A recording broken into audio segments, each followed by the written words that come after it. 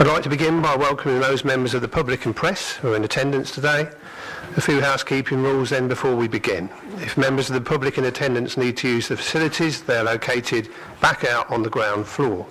If there is a fire alarm, please leave the building by the nearest fire exit and make your way to the Cathedral concourse.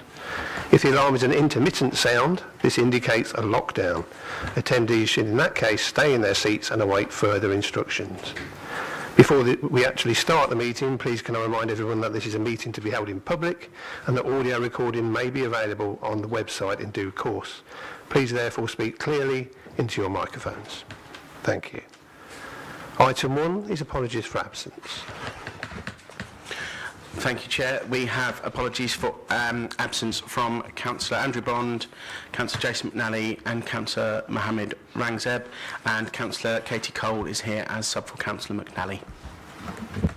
Thank you. Item 2 is declarations of interest. Councillor Cole. Hello, I have a family member who is part of Glinton Parish Council. I have in no way spoken to them about this or any of the planning matters on today's agenda. Thank you. Are you okay with that, Chris? Yes. Fine. Thank you very much. Thank you very much, Councillor Cole. Councillor Fitzgerald. Not pecuniary or disclosable, but I know one of the objectors. But I haven't had any dialogue, or I know lots of people in the room, but I'm just making clear. Which item?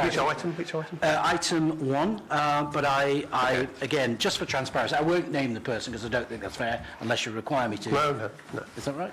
Okay, fine, thank you. What about Chris? Probably know a few people actually, but okay. I don't know who's who. Item 3 is a declaration to make representations of ward councillor. Don't think there's any around the desk, is there? No. Thank you. Item 4 relates to the minutes of the meeting held on the 25th June 2024. Could I please have a proposal that they are correct?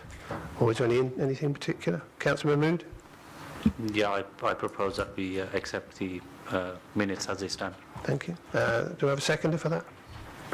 Seconder on the minutes? Yeah, Councillor Rush. Everybody all agreed? Agreed.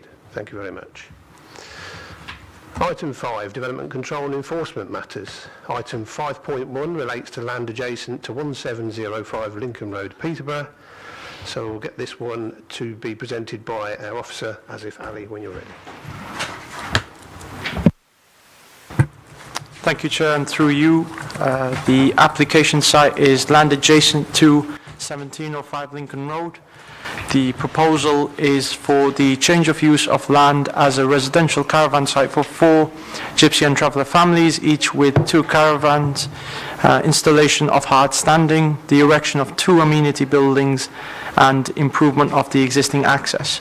The application is part retrospective, as members would have observed on site.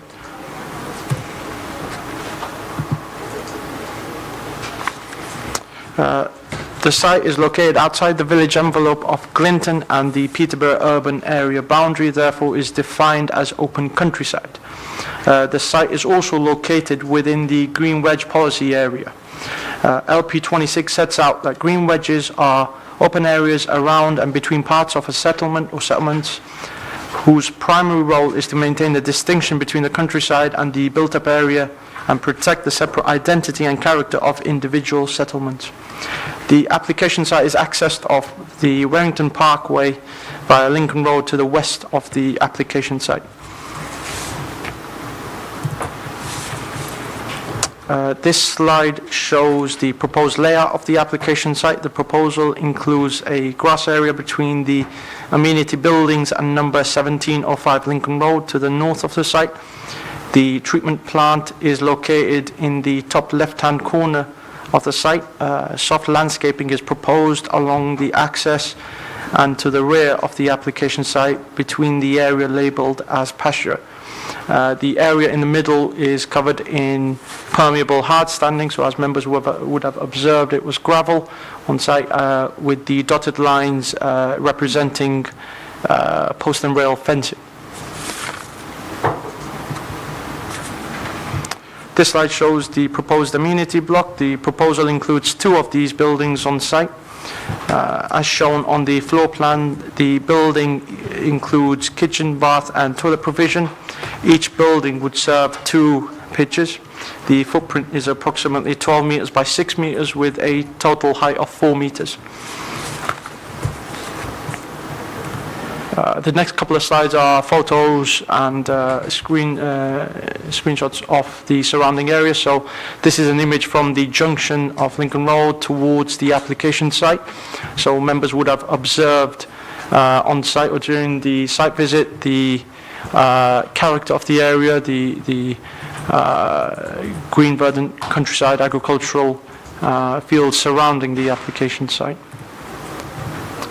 This is a view of the access to the application site with a view towards number 1705 Lincoln Road. This is a site photo of the access and the hard standing from within the site. So as members would have observed on the site visit, the gravel is laid on the site and the access is partially set out. The access path is set out on site.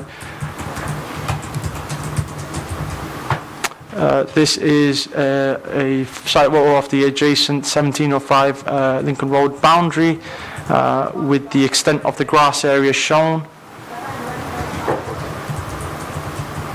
This is another image along that very same boundary.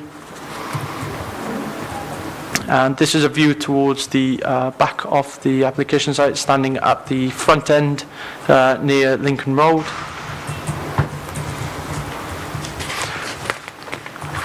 A material consideration is the recent appeal decision for Gypsy and Traveller site that the council recently received from the inspectorate. So officers note the comments raised by the inspector in relation to the latest Gypsy and Traveller accommodation assessment of October 2016.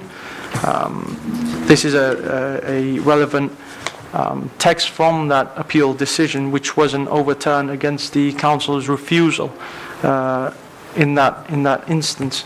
So paragraph 11 of the inspector's decision is clear that the Gypsy and Traveller accommodation assessment is not a recent assessment, which was based on a previous definition of Gypsy and Travellers, which has been updated since it was found to be discriminatory within a High Court ruling, and noted that it might no longer reflect the current need of Gypsy and Traveller sites in Peterborough. Paragraph 13 also raises 2 key points. Firstly, the planning policy for Traveller sites requires councils to plan for meeting a need for Gypsy and Traveller sites. And secondly, meeting a need does not impose a ceiling upon further provision similar to other forms of housing.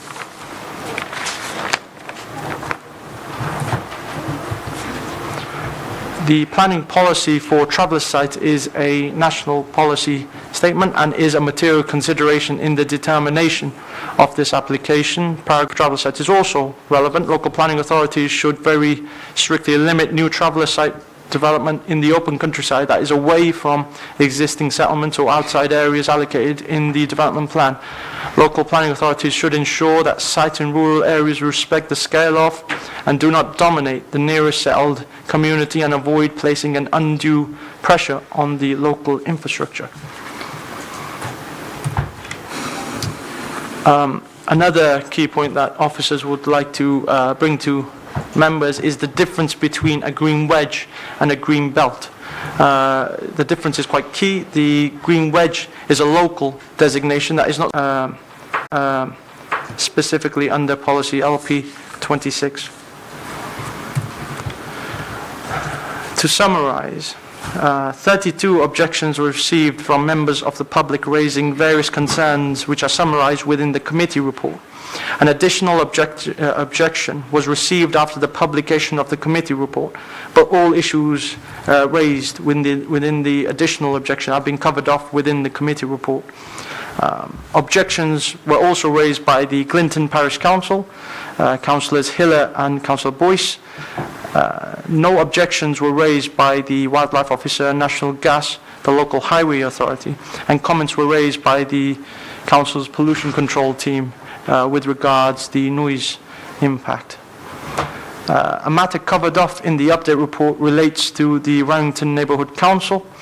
The contact email used for Wellington Neighbourhood Council since 2018 is no longer used by the Neighbourhood Council, which has been updated since.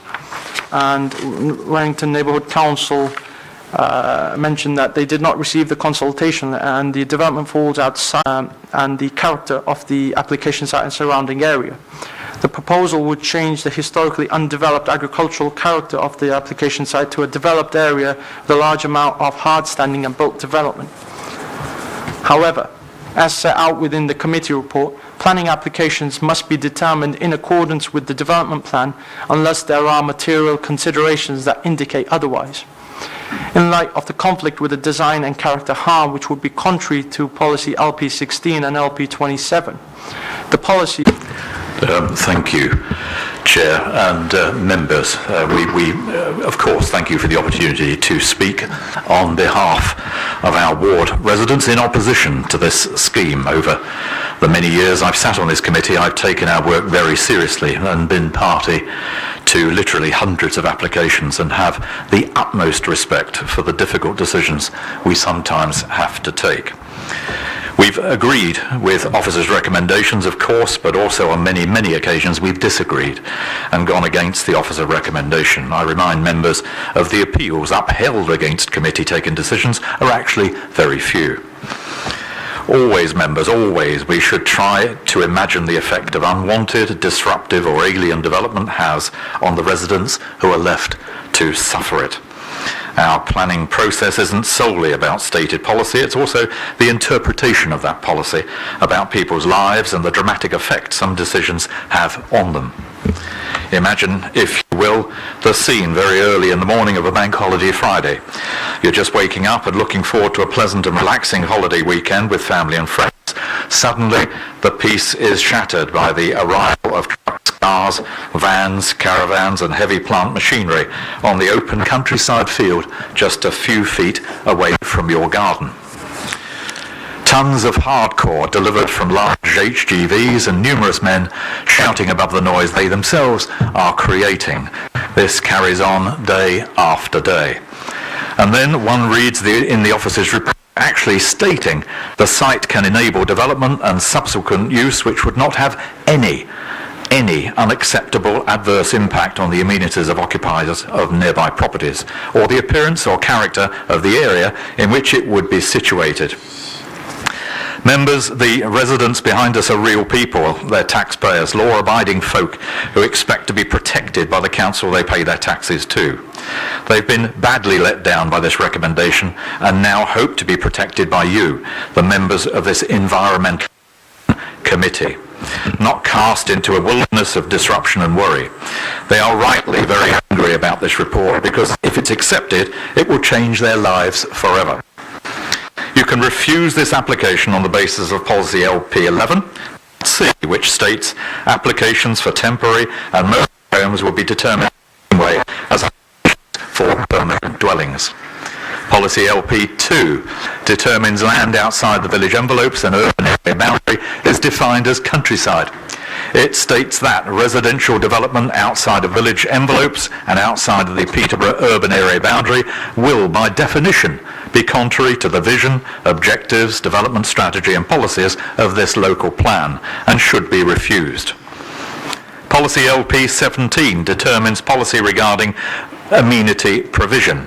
As conscientious ward councillors like you, we are particularly concerned with a catastrophic amenity loss if this is allowed. For the residents of 1705 Lincoln Road in particular, this is a mature family in which the existing occupiers have resided as a family for many years.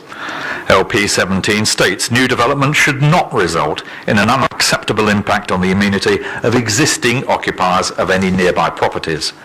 The list of unacceptable impacts includes privacy and noise disturbance considerations and, given the extremely close proximity of this proposed development, an overarching consideration for the quality of life impact this imposition will have on the existing residents, which in our opinion will be very significant indeed.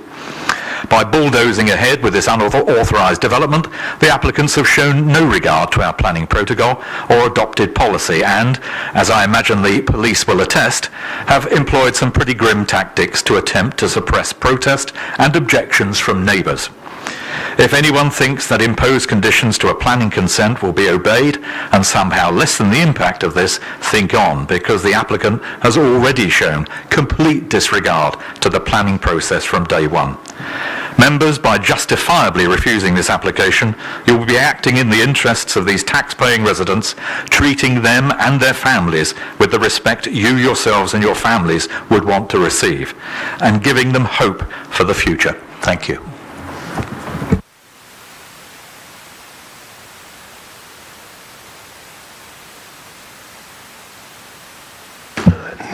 Sorry, no, you need to press your mic on. There's a picture of a face at the bottom. Okay, that's better. Mr. Chairman and Councillors, thank you for the opportunity to address the committee on this proposed application. Hopefully you will all be familiar with the Glinton Parish Council formal submission to the application, which recommends refusal because in our view it is contrary to policies within the MPPF Local Plan and Glinton Neighbourhood Plan. Rather than go through our submission in detail, I would like to clarify the main issues against which this application, in our view, should be judged. At Glinton Parish Council's meeting in May this year, the Lincoln Road residents attended and proceeded to allege in heartbreaking detail the level of intimidation, abuse and disruption they have suffered to their peaceful daily lives since the establishment of the Gypsy and Traveller site.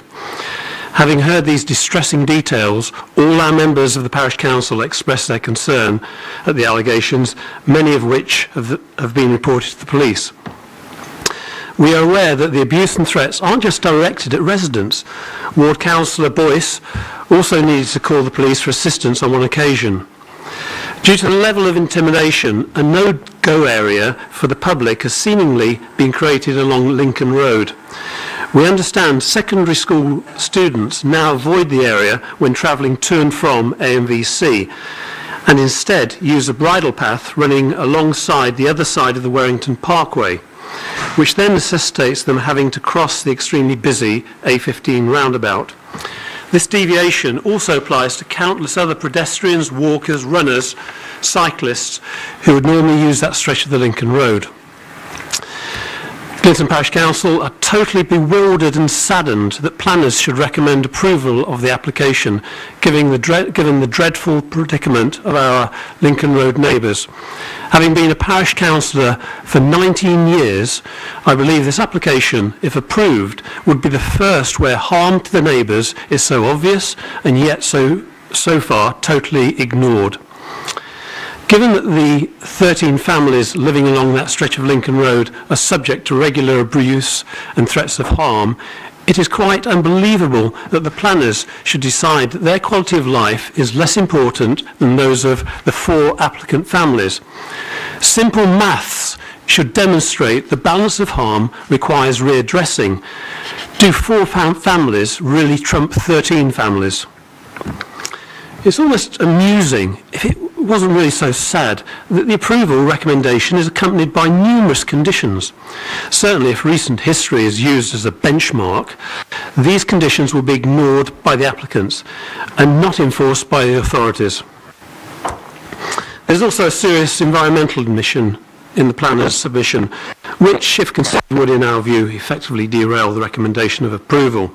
This is Peterborough Local Planning Policy LP2, the settlement hierarchy and the open countryside, which clearly lists all the tests that planning applications must pass before being permitted. This application fails every test. And earlier on we saw paragraph 25 of the planning policy for traveller sites. Again, what is being proposed is contrary to that. I'd just like to know why LP2 wasn't mentioned by the planners. It may be that the basis for the recommendation is because the City Council lacks the finances to fight an appeal, or that it's just simply convenient that a traveller site has been set up to meet a need that hasn't really been proven to exist. Perhaps it's much easier to destroy the lives of 13 peaceful families rather than wrestle with a future dilemma of establishing a new traveller site there more appropriate for the applicants and neighbours? I certainly don't have the answer. So, councillors, you have a clear choice whether to go down a morally indefensible route and recommend approval, and in so doing blight the lives of 13 families forever, or uphold and enforce the policies within your own local plan, make a decision that is morally correct and support Lincoln Road residents by refusing the application.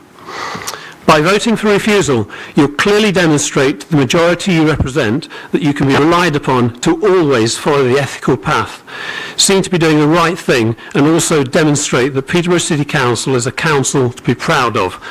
The choice is yours.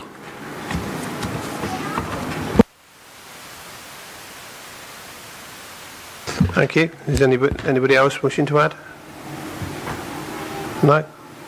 Okay, members, thank you very much. We'll go to questions. Any questions, please, for the four councillors that are in front of you? Councillor Cole. Hello, through you, Chair. I was wondering whether due consideration has been given to the impact of four potential families will have on schools and infrastructure within Glinton. Councillor Cole, your questions are for those four gentlemen there. Have you had feedback from the schools within the local area regarding the impact four additional families may have? Because I know Arthur Mellows is already oversubscribed, and I was just wondering whether you'd had feedback from schools with four extra families and children coming into the area regarding primary and secondary places in Glinton. Yes, I'll answer that. The primary school has accepted, I think, 2 children, if I'm right, who proved to be very disruptive apparently. I do know that A and B C have got a 2-year waiting list for places.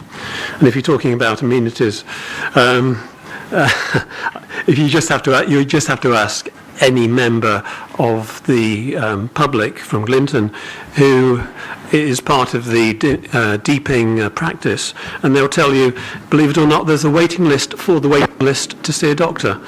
It is grossly oversubscribed, grossly. Councillor Rush. Thank you, Chair. Thank you, councillors, for your... Hold on a sec. Right, thank you, councillors. Have you ever had any consultation with the applicants about this application at all? We've had no dialogue at all with either the applicant's agent or indeed the applicants themselves, and I understand also the nearby residents have had no notification, no dialogue, no discourse whatsoever. Thank you. Thank you, Councillor Mahmood. Thank you, Chair. So, councillors... Sorry, it's Councillor Mahmood. Oh, sorry. You've got a new name. I was going to say... Councillor Mahmood first. Thank you, Chair, through you. So how long has this Gypsy site been established at the location? It was the bank holiday Friday, remind me. The spring bank holiday Friday. The date which was May... It was the 25th of May. 25th of May. Thank you. Thank you, Chair. Sorry for jumping the gun. So, councillors, what I was going to ask is, normally when we get a planning application, we talk about things that might be when we condition things. We're never allowed to say what might happen. We have to wait for it to happen in order to enforce it. But would you be of the opinion, actually, because there's much made in the report about residential amenity not being affected, I would like to know your views of whether you think it's already been affected. Thank you for the question, Councillor Fitzgerald. I would suggest, without being trite in my answer, it would be fairly obvious that it's already been dramatically affected. I don't think there's any question of that, both from a visual point of view, from an open countryside point of view, and also from a noise attenuation point of view.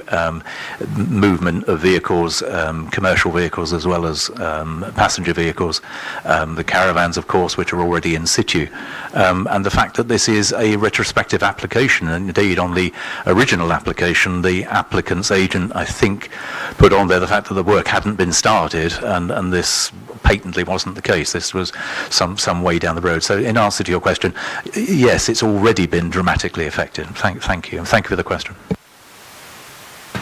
Councillor Skipstead. Thank you, Chair.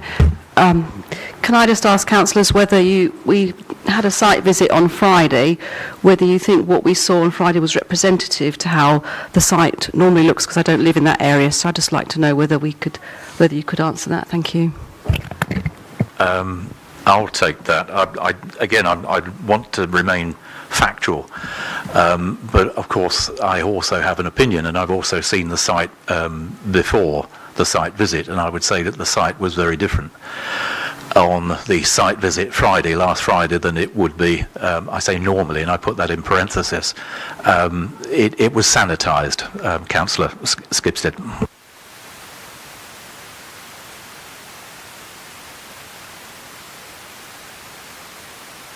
I have to say, unfortunately, you have to register to speak. Unfortunately, you haven't done that, so you can't speak today. So, Councillor Warren. Obviously, you've seen in a report about the MPPF, and with the latest meeting we saw on appeals about a Gypsy site that was overturned on appeals. Can you tell me what your thoughts are, because this relates to this application?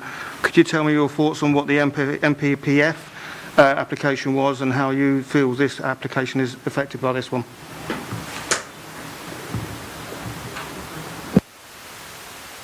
I think, could I just say that Bob Randall is actually down to speak. And he's my vice chair. Can you speak on that, Bob? I'm more than happy to, Jerry. Oh, okay, if you you don't do want to take it. I thank you for the question, Councillor Warren. I would say that each application, each appeal to any application decision is taken on its own merits, and each one is an individual application and appeal. I would suggest that we have, it appears we have a need for Gypsy and traveller sites. I completely get that, and I completely understand that, and it is legislated for. However, I would suggest that those sites should be far more appropriate than this site that's been applied for today. That is my response to that.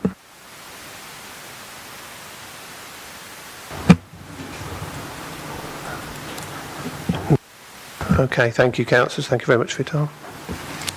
Thank you, Jerry. Thank you.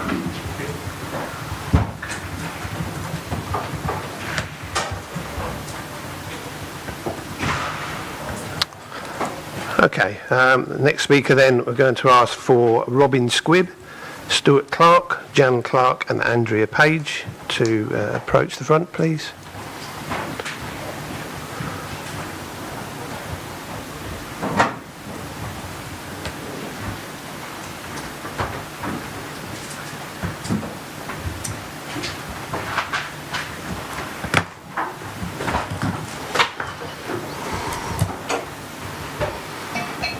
Now, for committee members' point of view, I've been asked to extend the time for this because there are 4 speakers by 1 minute to 6 minutes from 5 minutes, but I need your permission to do so. So are you happy for me to do that? Yeah, in which case we'll move on. Okay, welcome to committee this afternoon. As you've just already heard, you'll now have 6 minutes, which is what you asked for, to address committee. Within 30 seconds towards the end, you'll see the Democratic Service Officer hold up the sign to say you've got 30 seconds left, and I'll remind you. So please use your time wisely. Thank you very much. When you're ready, press the mic and away you go. Good afternoon, Chair and Councillors. For us residents of the Green Wedge along Lincoln Road, the impact of this development is colossal. We are outraged that the planning officer's report should include so many blatant inaccuracies, despite us providing reports based on decades of living in this area. The application does conflict with LP10, flooding, landscape character, and the unacceptably adverse impact on the amenities of local residents. The biodiversity report has missed what we have experienced over decades of living here. But the key point is that the amenity we have lived with for decades will be forever destroyed if this development remains. The residents of 1705, instead of a view of open countryside, will have 2 amenity buildings, and 8 caravans outside their kitchen and dining room windows, with the constant comings and goings of people. Just 2 months ago, all of us looked out on an agricultural field set down to conservation. Our amenity has not been valued by the officer. How has he measured our amenity? He hasn't. He has just dismissed it by his opinion. The footprint of these buildings and the caravans will be some 30% bigger than that of the 5 adjoining homes, and the site is 40% larger than the area these 5 homes occupy. Therefore, despite the officer's opinion, this is not low-key. It will have an overbearing impact, especially for those at 1705. It will significantly impact the appearance and character of the area. The development will be so out of place with its surroundings that it cannot positively contribute to the landscape character. The officer's report even says it will be an unsympathetic development that will not sit comfortably with the open countryside setting. You all saw it with everything in leaf. Imagine how it will look in the winter months, visible from a considerable distance. When the travellers moved in, they destroyed an agricultural setting that the previous owners had been unable to secure planning on. This development dramatically changed our lifestyles in just one day. So to suggest that this proposal will not have an adverse impact on our amenity is plainly wrong. It shows a total lack of empathy for the existing homeowners. Our physical and mental health has already been impacted. It is no longer pleasant to walk the loop from our homes, taking in Warrington and Glinton, past a site that is so unsympathetic. It doesn't in any way, shape or form positively contribute to the area and does not retain the landscape character which the officer agrees with in the report. This has already had a negative impact on the wider community, as you have heard, an impact that has not been evaluated. School children are using the bridleway west of the dual carriageway and crossing the busy A15 at the roundabout rather than using the route past the site and the safe footbridge, an accident waiting to happen. There are regularly over 30 people on this site and only 11 in the neighbouring 5 homes. We are continually bombarded with noise, people shouting, car horns, foul language, dogs barking and running amok, doors banging, loud music, all of which goes on into the night. The residents of 1705 have even had rubbish and lumps of concrete hurled over the fence into their garden, making it unsafe to sit in. The officer dismisses these aspects as not being a planning issue, yet these significantly impact upon our amenity and so must not be ignored. Since they moved in, we have faced continual intimidation, harassment and antisocial behaviour, which has been reported to the police. As a law-abiding community, we cannot believe that this can be considered to be an acceptable development. Many of us have raised our families here and made these our homes. They are not mere residential units. We are an established community, no longer able to enjoy the open countryside with unspoilt views. That is what the open countryside is and should remain so for everyone to enjoy. How is it reasonable that we should have to live with this unacceptable level of disruption and destruction? Would you think it were reasonable if next to you? We submitted photos showing the flooded field, a low-lying high water table area. Climate change and ever higher rainfall in the future will only make this worse. No drainage scheme will solve this. A ditch at the front of the site that doesn't go anywhere is not drainage infrastructure. We are already impacted. Our toilets back up in the winter and gardens are waterlogged throughout the winter. 30 extra people discharging wastewater to ground will make this significantly worse and cannot be dismissed by having a SUDS plan. Therefore, contrary to the officer's evaluation, we respectfully suggest that LP10 A, D and E are not met. In conclusion, as this is the Planning and Environmental Protection Committee, surely you're meant to protect the countryside environment and protect the amenity of those residing there. We are appealing to this committee, to you, to support our objection and reject this outright. Thank you. Okay, thank you very much. Committee questions, please, to the 4 people in front of us. I've got one if nobody else. Councillor Fitzgerald, you go first. Indeed. I'd like to know from any of you it doesn't really matter who. We've heard talk from councillors in terms of anecdotal, they perhaps weren't there, but you live there. So what kind of trauma, as you might describe it, have you been suffering since the 25th of May? And I relate this to your amenity issues that's well reported in the report. We've heard from the councillors. I'd like to hear from residents of any specific things you might want to bring to our attention. Well, I mentioned obviously the masonry, concrete thrown over a garden boundary. That's happened on more than one occasion. We have vehicles that almost every day and on many occasions crawl past our houses and staring in the windows, parking outside. It might sound innocuous, but I can assure you it is in itself very intimidating. And that's been going on since, well, the 25th of May. Well, it's effective. Plan is not working.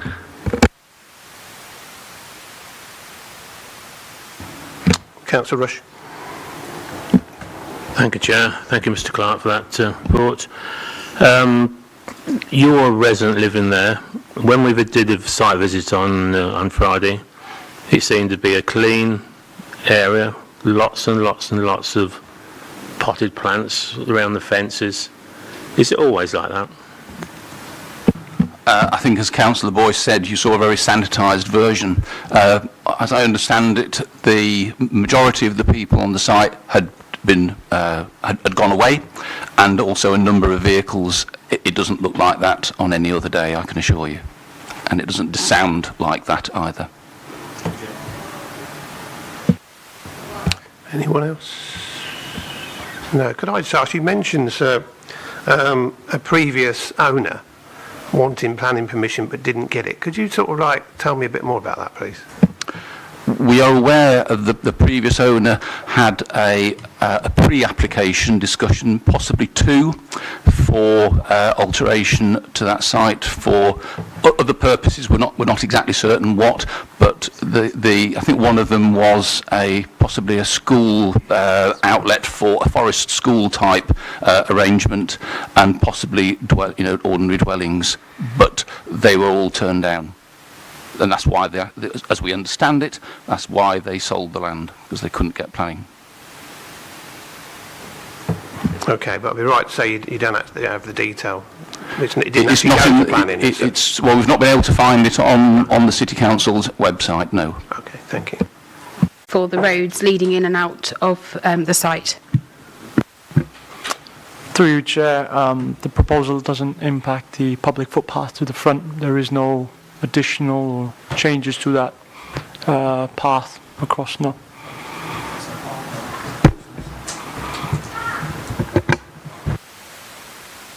Anyone else? Councillor Rush.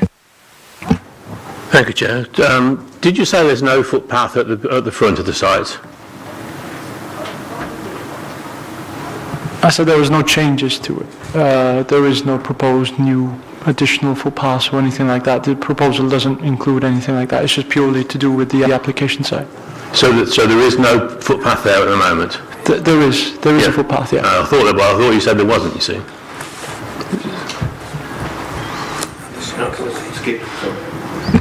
That's it, yeah, they can see the footpath there, you see. Yeah. Councillors. Could I just clarify about the flooding aspect, because you say in your report that there wasn't any issue around flooding, but we've just heard that there is, and there's problems every winter with the increased rainfall and the backing up on the systems. Can you enlarge a bit on that, please? Of course, through you, Councillor Chairman. The site isn't located within any flood risk zone. It's flood zone 1. There is no localised critical drainage areas or anything like that. There is a high water table, as mentioned within the neighbours' comments. Officers are satisfied that the permeable paving and a condition requiring details of a surface water drainage scheme appropriately deals with that.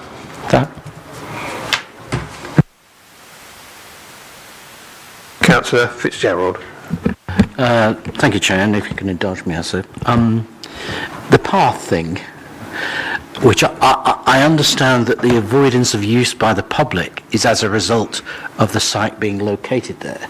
Would you therefore not agree that has affected the amenity of the public if they no longer feel safe or want to use it? I'm assuming that's what was being implied. Through Chair, the level of activity happening there isn't such that that concern would be material. It's a perceived... Well, it's now zero, presumably. There's no... well, there is no evidence to suggest otherwise. Well, but I heard it a moment ago. It's a perceived fear. There is nothing stopping, so that wouldn't be a material matter. I'm not sure the members of the public would agree with that view, but I'm asking you, and the same issue in your report, and again I've heard it today, an adverse level of impact on neighbour-occupier amenity. Again, and I'm hearing that this was reported to planning before the report was concluded. Would you not therefore agree perhaps that they got it right and you've got it wrong? I'm asking a question whether your mind has been changed or there's some doubt at all. Because there's doubt in my mind just on hearing what I'm hearing. Through you, Chair, the concern relates to behaviour or perceived fear, which aren't material considerations. They relate to the perceived behaviour or alleged behaviour of occupants, which isn't a material matter. In a planning application, the planning can only look at the land use. So the proposal is for a residential pitch. Now, the perceived or the alleged behaviours or the concerns aren't part and parcel of that land use. That relates very much to an individual behaviour, which would be covered by, appropriately, other legislation. So it will be similar to a house or a HMO if there were occupants that engaged in alleged behaviours. That would be a similar case. Well, as I pointed out to Councillor Hiller, normally we don't have the benefit of reading the future because something hasn't normally happened. But I think what I've heard, and if other members of the committee disagree, we've heard it's already happened as a result of that site being located there, that their residential amenity is being affected already adversely. And adversely enough to make reports to the police on criminal matters. I don't expect you to give an answer. I'm just asking, do you think perhaps, given that it's post a post application rather than a pre, that there is some impact that you could have taken into account? I suppose that's what I'm asking. Did you take that into account before? That's not material consideration. Okay. Councillor Cole. Thank you, and through you, Chair. We heard from the councillors and the parish councillors about a rise in antisocial behaviour. Looking at the footpath, what's the street lighting like around there with an increased number of vehicles and public members coming in and out of that site? I know you said it's a perceived threat, but I like to think in Peterborough we want to keep all our residents safe, and a perceived threat is a threat. And are we going to plan on increasing the street lighting around there so that residents can feel safe? I'm going to push that one to highways, if that's all right, because I think that's a highways question more than anything, because I think there may be a standard which I think you may need to bring in. So as far as I know, there isn't any, is there?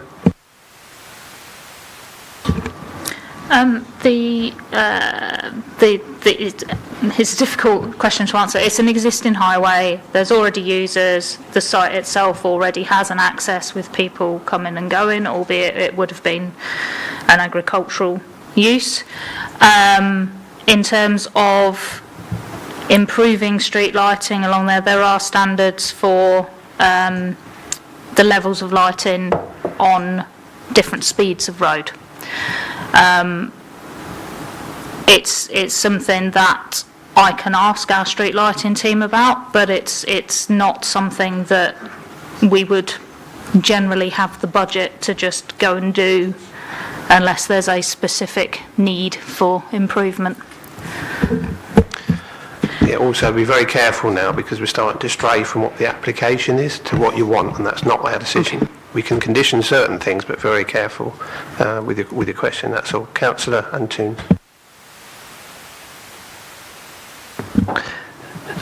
Thank you, Chair. Can you just confirm to me how the development came to your attention and how dialogue commenced after that? Were you approached and consultation undertaken from the applicant? The application was submitted via a planning application. I'm aware that it's a retrospective application. My enforcement colleagues may have contacted them, but that has no bearing on the planning application in terms of its determination, whether they've consulted with neighbours or not, or because we carry out the statutory consultation anyway, so that has no material impact. I thought I saw Councillor Rush's hand go up, did I? Sorry to go back to the footpath, but you've got in one of your officers' comments, the application site has an existing access into the site, but given the location of site, there is no defined footpath.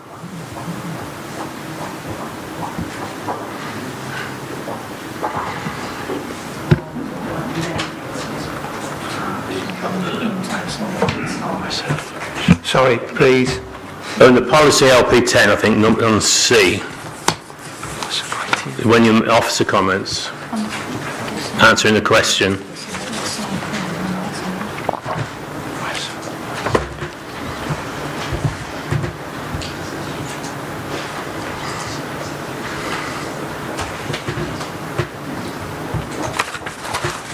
Councillor, that refers to the entrance into the site, specifically.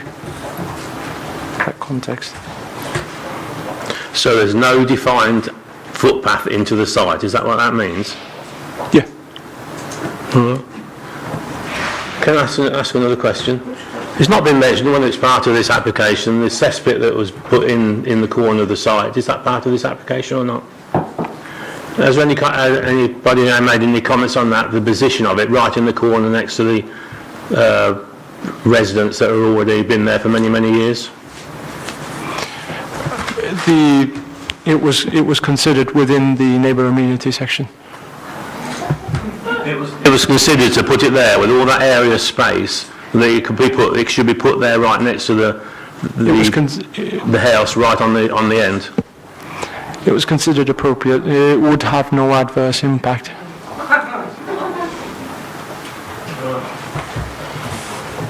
And just another one. Mr. Clark says that this application does have conflict with LP10. Could you...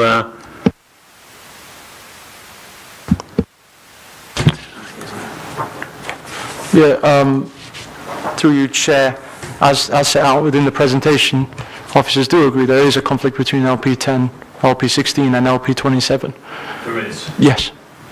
But that was within the planning balance. But yeah, there is, yes. Councillor Mahmood. Thank you, Chair, through you.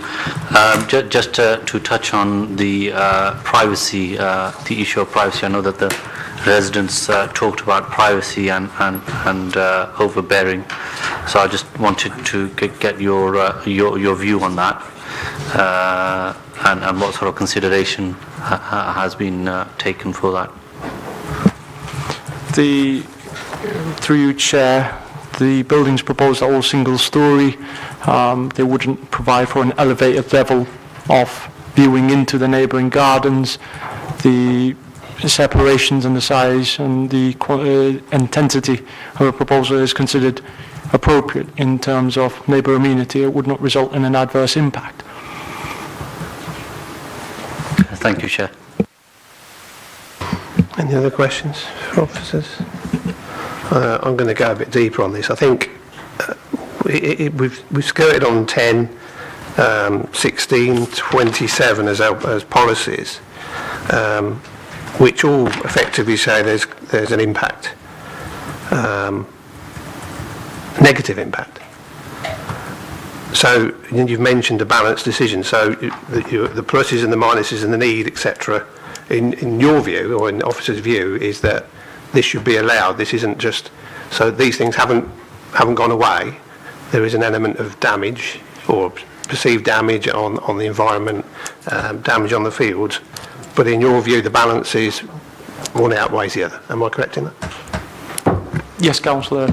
Officer's view, the proposal does conflict with LP10, LP16, LP27 in terms of design and character impact.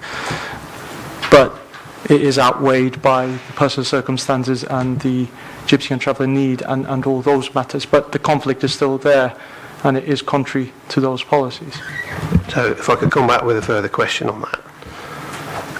Can I put you on the spot and ask you to justify why you think one overrules the other?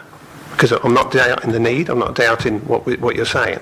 What I'm doubting is you've had to make a balanced decision. What, as officers, makes you go one way rather than the other? So in terms of, you would initially characterise the harm, the level of harm, in terms of the policy conflicts.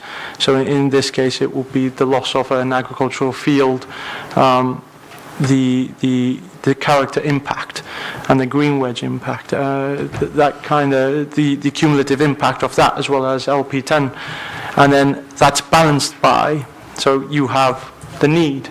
So in Peterborough we have a unknown need, but nonetheless there is a general need, and that was accepted within the previous appeal, that there is a general need, and especially when our assessment dates back to 2016, and there has been material changes to the definition, which loosens the definition, so potentially more people will fall within the definition, as well as the fact that that assessment is from 2016. So the need is characterized by all those elements, and then you consider the personal circumstances as well as the best interest of the children and the human rights implications. You also consider the alternative sites. So, as mentioned before, the council, within the council-owned Gypsy and Traveller site and operated site, has no additional residential pitches. So there is no identified alternatives. There is no identified alternatives within the local plan. There are no allocated sites. So that's also considered. And when weighing this, you take a consideration of all the policies, so those included within the Glinton neighbourhood plan as well, but with limited weight, and you weigh them against the benefits of providing this accommodation, which does fulfil a need, and all those elements. So it's very much a planning balance, a judgment there. Yeah. Thank you, Chair. Through you. So, just to clarify, we're saying this is a balance, and it's not. If I can just illustrate it like this, it's not like that. It's quite finely balanced. So, in our view, there is a conflict with policies LP 10, 27, and 16. We don't, in this case, think there's a particularly conflict with LP 26, which is the green wedge policy, although others might come to a different conclusion on that one. We don't think the harm is the worst level of harm, but there is a degree of harm, albeit at the lower end of the scale. To some extent that can be mitigated by a landscape scheme, a planting around the edges, a buffer between the site and the neighbouring properties, as well as landscaping within the site itself. That would mitigate to some extent the landscape harm. So as I said, the harm we think is at the lower level of the scale, but the material considerations that Asif's just mentioned, they have to be taken into account in the planning balance. And those are the MPPF, the presumption in favour of sustainable development for one. That's one of the things that's mentioned in the MPPF that we have to have due regard to. There's also the government's planning policy for traveller sites, which is a very weighty material consideration. There's also, as Asif mentioned, the Gypsy and Travellers accommodation assessment. And the reason why that's a material consideration is that is a piece of work that was done in 2015 to look at what are the needs for Gypsy and Traveller sites. It did conclude at that time that there wasn't sufficient need. I'll just let that go. Sufficient need to warrant any allocations in the local plan, although it did acknowledge there was what they called an unknown need, which would be assessed, which would be dealt with, should I say, through individual planning applications. Now, that study informed the local plan, but because it was done in 2015, it's somewhat dated now. Because of the change in the definition of Gypsy and Traveller sites, there are now more people who meet that definition than what there were at that time. So the need will be greater than what was anticipated in the local plan. So that was very important to take into, to put into the mix. There's also the individual needs of the family themselves, the fact that they've not been able to find a permanent site. Their children are now in the school. That, in our opinion, just tips the balance in favour of this proposal. And it wouldn't be necessarily unreasonable to take a different view on the level of harm, for example, on the landscape. What I would say at this stage in response to some of the questions that were asked, there are a number of things here that are definitely not material considerations that I would very strongly advise committee to take that on board. One of those is the fact that this is retrospective. That's not a factor at all. That should not be taken into account, should not have any weight in your decision. The character or perceived character, behaviour or perceived behaviour of the applicant, the residents of the site, again, that is not a material consideration, and any more than it would be allowing a dwelling or refusing a dwelling on the ground that somebody might come in there and be antisocial. So that can't be considered. If there is any antisocial behaviour, that should be dealt with by the police. There is also spoken about a right to a view across an unobstructed view across open countryside, which is obstructed by development, is not in itself a material consideration. Impact on the landscape character, yes, but a right to a private view, no. I don't think property values were mentioned in any of the questions, but that was brought up by a number of objectors in the consultation. Again, that's not a material consideration. So, yeah, I'll just finish there, Chairman. Yes, thank you. Anybody else question? Councillor Rush. Thank you, Chair. Could you explain the 10% net gain in biodiversity? Because what's going to be put in place to get this 10%? This is under the new planning, whatever you want to call it. Yeah. Through you, Chair, this is a statutory requirement. It is mandatory on all relevant planning applications. The wildlife officer was satisfied with the approach, so that includes new hedgerows and various soft landscaping measures that would introduce the at least 10% appropriately, which will be secured by condition and is mandatory for the next 30 years.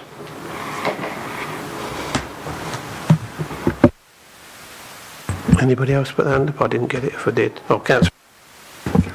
You said that would be by condition. Considering conditions have been taken no notice of, how do you think this condition will be taken notice of this time? I'm not sure I can allow you to answer it, I'm sorry. It shouldn't be make your decision, that's you don't know, do you? I know where you're coming from, but I can't ask officers to. Councillor Fitzgerald. Thank you, Chair. Probably for Phil or Asif, whoever. So quite often, in planning terms, we refer to the impact of residential amenity that a development, whatever it is, might cause to existing properties or neighbours. And I can't remember what policy it is, but I'm sure you can remind me, but I don't specifically see it in here, other than relating to a site, adverse level of impact on neighbour-occupier amenity. I'm not quite sure that's what I'm seeking or asking. So it is 17, but is it a specific thing? Because that's not quite saying what I'm thinking. As in, it will have an impact on residential amenity in global terms. Do you agree or not agree?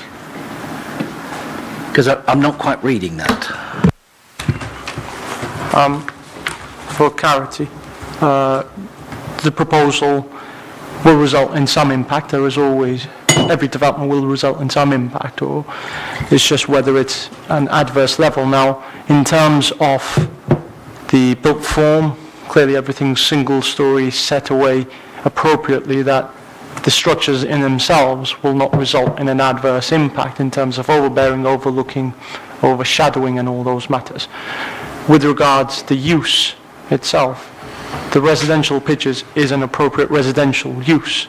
The main concerns raised out of the neighbours' comments related to behaviour rather than a direct use of the proposed use. There are times when, so say if this was to be a heavy commercial industrial kind of use here, a haulage yard or some so on, the direct impacts of that, the noise, the dust, that can be considered. But the antisocial behaviour, the other elements are not part and parcel, a direct relation from the use. Those will be covered by other appropriate legislation, and planning can't mirror that. Planning can't go into other areas of legislation. So it was considered, and it was considered that there would be no unacceptable impact on neighbour amenity. Again, just for clarity, Chair, if I may, but that's an opinion and a balanced opinion. Again. That's your opinion on balance as part of coming up with the recommendation, presumably. It is an opinion. It is officer's recommendation on that matter. That's fine. Yes. That's fine. Thank you. Anybody else? Any more questions? Okay. Right, okay, we're going to move to the next stage, and if you finish with officers, and that's to debate. Who would like to kick that off, please? Councillor Rush. Thank you, Chair. It's been mentioned about a previous plan application that was overturned at inspector, but we take each application is taken on its own merit. This proposal would result in an adverse impact on the amenity occupants of the nearby properties. The character and appearance of the open aspect countryside would be permanently harmed. This will have a very big impact on their quality of life, the people who are living on the boundary of this site.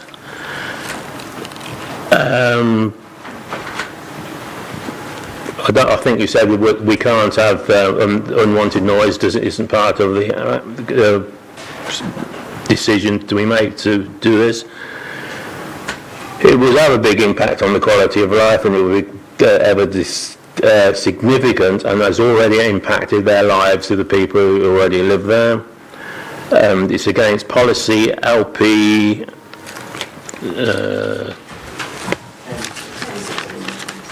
10. Thank you very much. It will have it's a contrary to LP 10. Thank you. Okay, next on debate. Councillor Warren. Thank you, Chair. Members, when I look at this application, I was looking at what is for this application and what is against the application. Obviously, we've mentioned about the MPPF and the recent decision about the appeal, and we've also looked at the need for this site. But then obviously what we have against is the out of a character, the adverse impact, the loss of amenity with the path, the countryside, and the loss of the countryside. We also have to take a little bit of weight into the Glinton plan. Then we heard from Councillor Hiller and Councillor Boyce and the parish councillors about what is actually the real picture of what's going in and the harm that is being caused to local residents, with police being called to nuisances. And we heard about the residents, about how they're living their lives and what they're doing, and how this plan is affecting their lives right now. And sometimes we can see beyond of what is going on, and it's very rare that we see a plan that affects people in their day-to-day lives. We don't get to see that opportunity. We understand that this is obviously a country against LP10, LP27, LP16. But I think the most important evidence that I've seen is what comes from residents. And with what the residents have said, I am going to go against the office recommendation for the undue harm this is going to cause and the loss of amenity that children feel unsafe to go near this site, and refuse this application on this basis. Thank you, Councillor Warren. Anybody else? Councillor Fitzgerald. Thank you, Chair. And if you indulge me for a moment. So, whatever decision I come to, it will be based on sound planning policy. But I'll go back to the beginning, and Councillor Hiller, who is very experienced in this council, particularly in planning, having spent many, many years on this committee, I've done a fair few myself, articulated the case very well in terms of planning policy. And the parish councillors also made a good case, but what was most striking was hearing firsthand from residents about the impact of this development already, even though it's a retrospective planning application. And I think the thing was, if I was allowed, I would wholeheartedly just say, on moral grounds, we would entirely support you 100%. But unfortunately, we're not allowed to make decisions based on morality. But you have my deepest sympathies. Wouldn't it have been nice to come here today and the applicant bringing 32 people in support of this application, and it might be something to consider by the applicant, rather than a catalogue of perceived or otherwise threats, intimidation and harassment. And that is a shame, because I agree that there is a need for Gypsy and traveller sites. They have the same rights as everybody else, but I feel that this is perhaps an inappropriate site.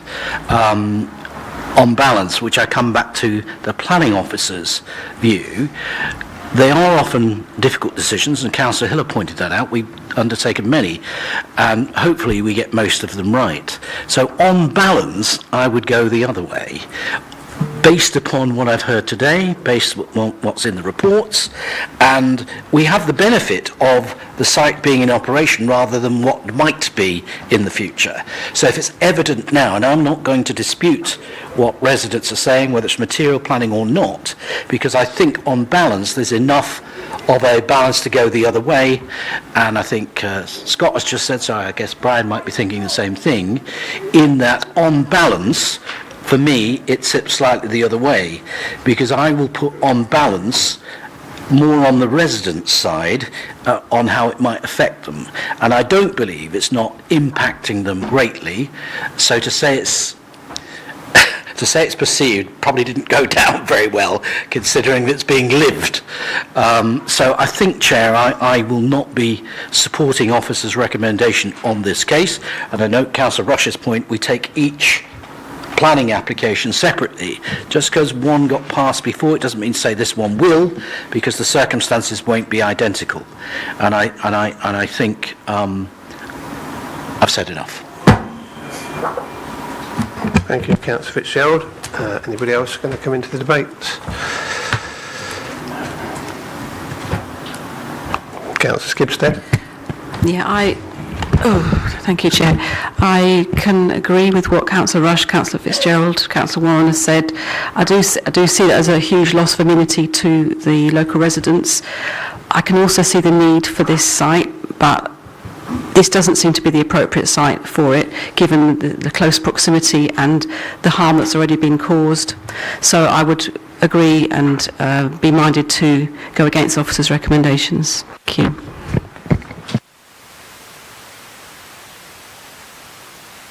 Sorry, anybody else? Councillor Mahmood. Thank you, Chair. Through you, I think it is a very difficult decision to make, because like the officer said, there is a need, but I am of the same view of members that I do not feel that the need outstrips the concerns that have been raised. So in that avenue, I'm currently minded to go against officer recommendations.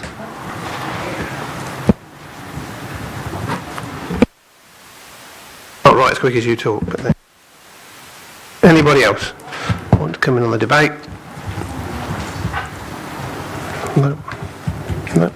Just say something, or are you going to say something first? Depends what you're going to say. I'm going to let you go first.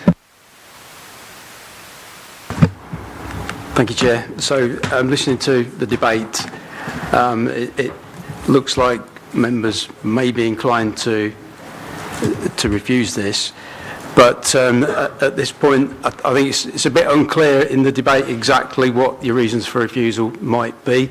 There's some talk about the residents' experience. There's some talk about amenity. I think it needs to be very clear if members are going to refuse on amenity grounds, exactly what is the amenity harm. And as I said before, antisocial behaviour, if it exists, is not a reason. You can't bring that you can't give that weight in terms of amenity. That's individual behaviour that's controlled by the legislation, etc. You can't assume that people of a certain ethnicity or Gypsy travellers or any other group might behave in a certain way, even if they have behaved in that way. And I'm not saying they have, I don't know. But that can't be a factor in your decision. So you need to be very clear in what is meant by amenity if you're going to go down the amenity route. If I may, Chairman, that's right. We need some very specific. I'm fully sympathetic to them, to the public who would feel affected, but they would need to specify now, sadly. It's going to be tricky, but I'm sure they can put something together. Sorry. Right, I just remind you we're in debate, not questions or anything like that. So carry on. Councillor Cole and Councillor Fitzgerald. Cole first. Sorry, go. Thank you, and through you, Chair. So it says here about material planning considerations in terms of reasons for rejection. It says the effect on traffic. Now, that was already mentioned by planning officers. It was mentioned by the councillors and the parish councillors, and as a material planning consideration when thinking about this application. So we've heard that it's going to affect the highway safety in that area with large vehicles coming in and out of the proposed site, the visibility, the road access, and the effect on traffic regarding the footpath, which has already been spoken about. So I believe in terms of my fellow councillors rejecting this, that's the reason why I am thinking that it is an unsuitable area for this particular site. Yes, Councillor Fitzgerald. Sorry, I was only going to clarify, Chair, for Phil.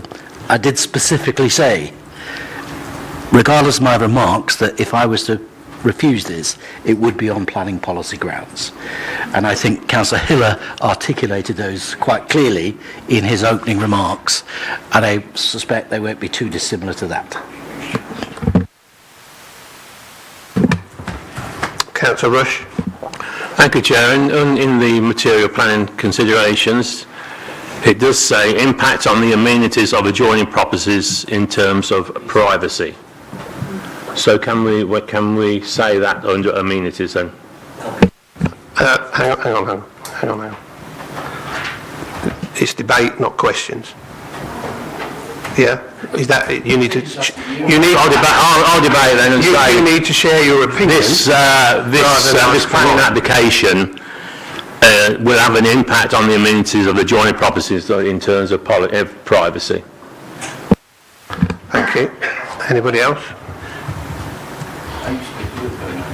Sorry? No, I'm just waiting to. You can't ask my opinion. I'll give it in a minute. If you see what I mean. So, yeah. Are we done? Oh yes, Councillor Antunes.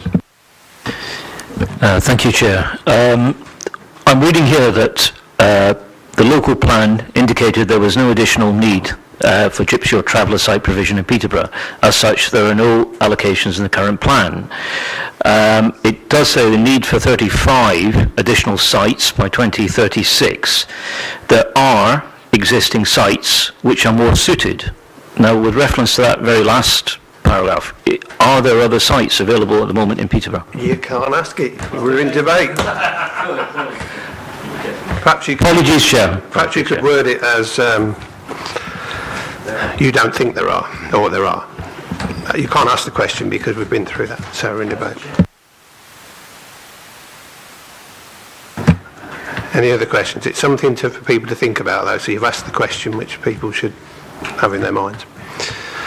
Right, anybody else on the debate? No, right, I'm coming in then. All right, okay. I think it's pretty clear our committee are feeling, and I think officers can feel that too. Just to clarify, whatever it is you're thinking, antisocial behaviour, you need to let that go. I know, I absolutely understand it. Who wouldn't be affected by that? We've seen passionate address, but that cannot make a decision. It would not stand up. You'd immediately lose that. Distances, according to the plan, are sufficient. So if you're thinking of how close something is, it's already been covered. So be careful, because you can't argue the distance. However, like everybody, when do the rights of the local residents and their children come into this? When does the rights of local business come into this, and house owners? We've had, obviously, an address from local residents and the councillors, quite rightly. They represented their areas, the parish councillors and local councillors, correctly, and thank you for that. I'm disappointed that the applicant is not here to ask questions of us, or for us to ask questions of. It would have been good if they could have given their case. But we have to, if we're going to go down the lines of rejection, then we have to make sure this is 100% based on planning reasons, and try and get a head round those policies, as Councillor Fitzgerald mentioned. As has been mentioned, LP 10, 16 and 27 all have a degree of harm. And in my view, it's quite a large degree of harm. Having been on the site visit, which you know I'm very passionate about, if you don't go there, you can't really see it. If you go there and see it, you can understand the degree of harm that might be there.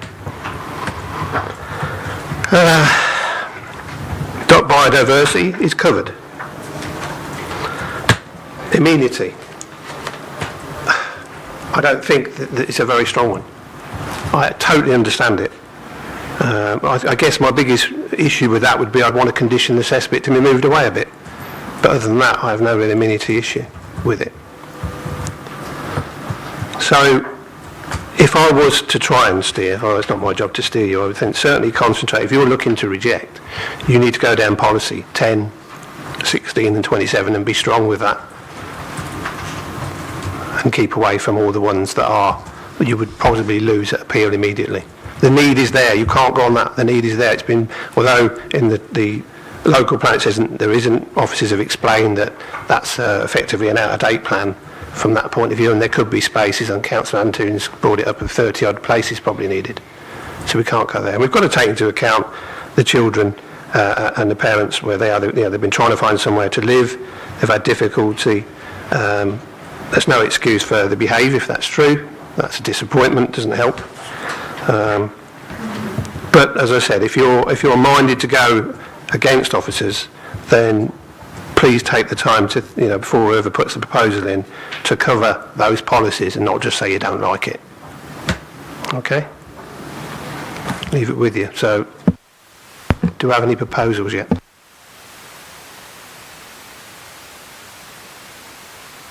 Councillor Rush. Thank you, Chair.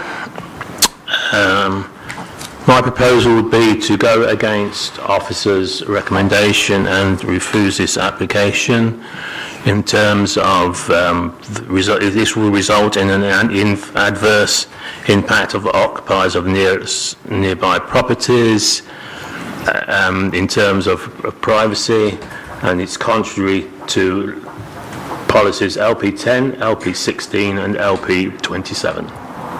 Thank you.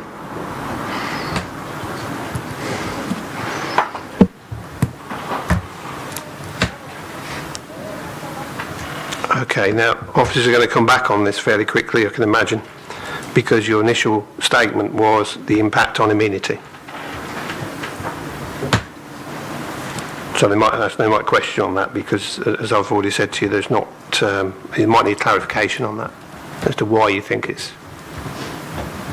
What impact on? The impact on amenity. Impact to the joint property in terms of privacy. Why do I say that? Well, we've already been told by the residents of the noise, antisocial behaviour, and that's why I think that it's impacting on their privacy.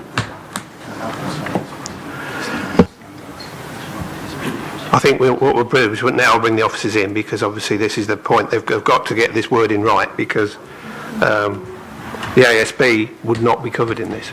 I need to get this right to make sure it stands up, if it does. So, Mr. Moore, Mr. Ali, how do you feel? What do you need? Through you, Chair. I think, as you said, Chair, an amenity reason for refusal would be a very weak reason that I don't think would stand up, and it definitely wouldn't stand up if you're bringing in antisocial behaviour as part of that reason. I think you'd have to have a bit of a stronger argument about privacy. When we're talking about privacy, we're normally talking about direct overlooking, or that kind of thing, rather than just the fact that you're having somebody next door to you. So I don't think that argument would stand up appeal either. So my very strong advice would be an amenity reason is not advisable. I think we'd probably end up with costs if you went down that route. If you were minded to refuse on the grounds of adverse impact on the character of the area, that would be a reason for refusal that would be defendable. It's already set out in the officer report that in our professional opinion, we think there's an adverse impact on the character of the area. We think it's quite low down in the scale, but it's open to you as members to come to a different conclusion on that. If you think the scale of the harm is bigger than our assessment, that's fine. I would think that would be a defendable reason for refusal, but amenity, my advice would be don't go near that one.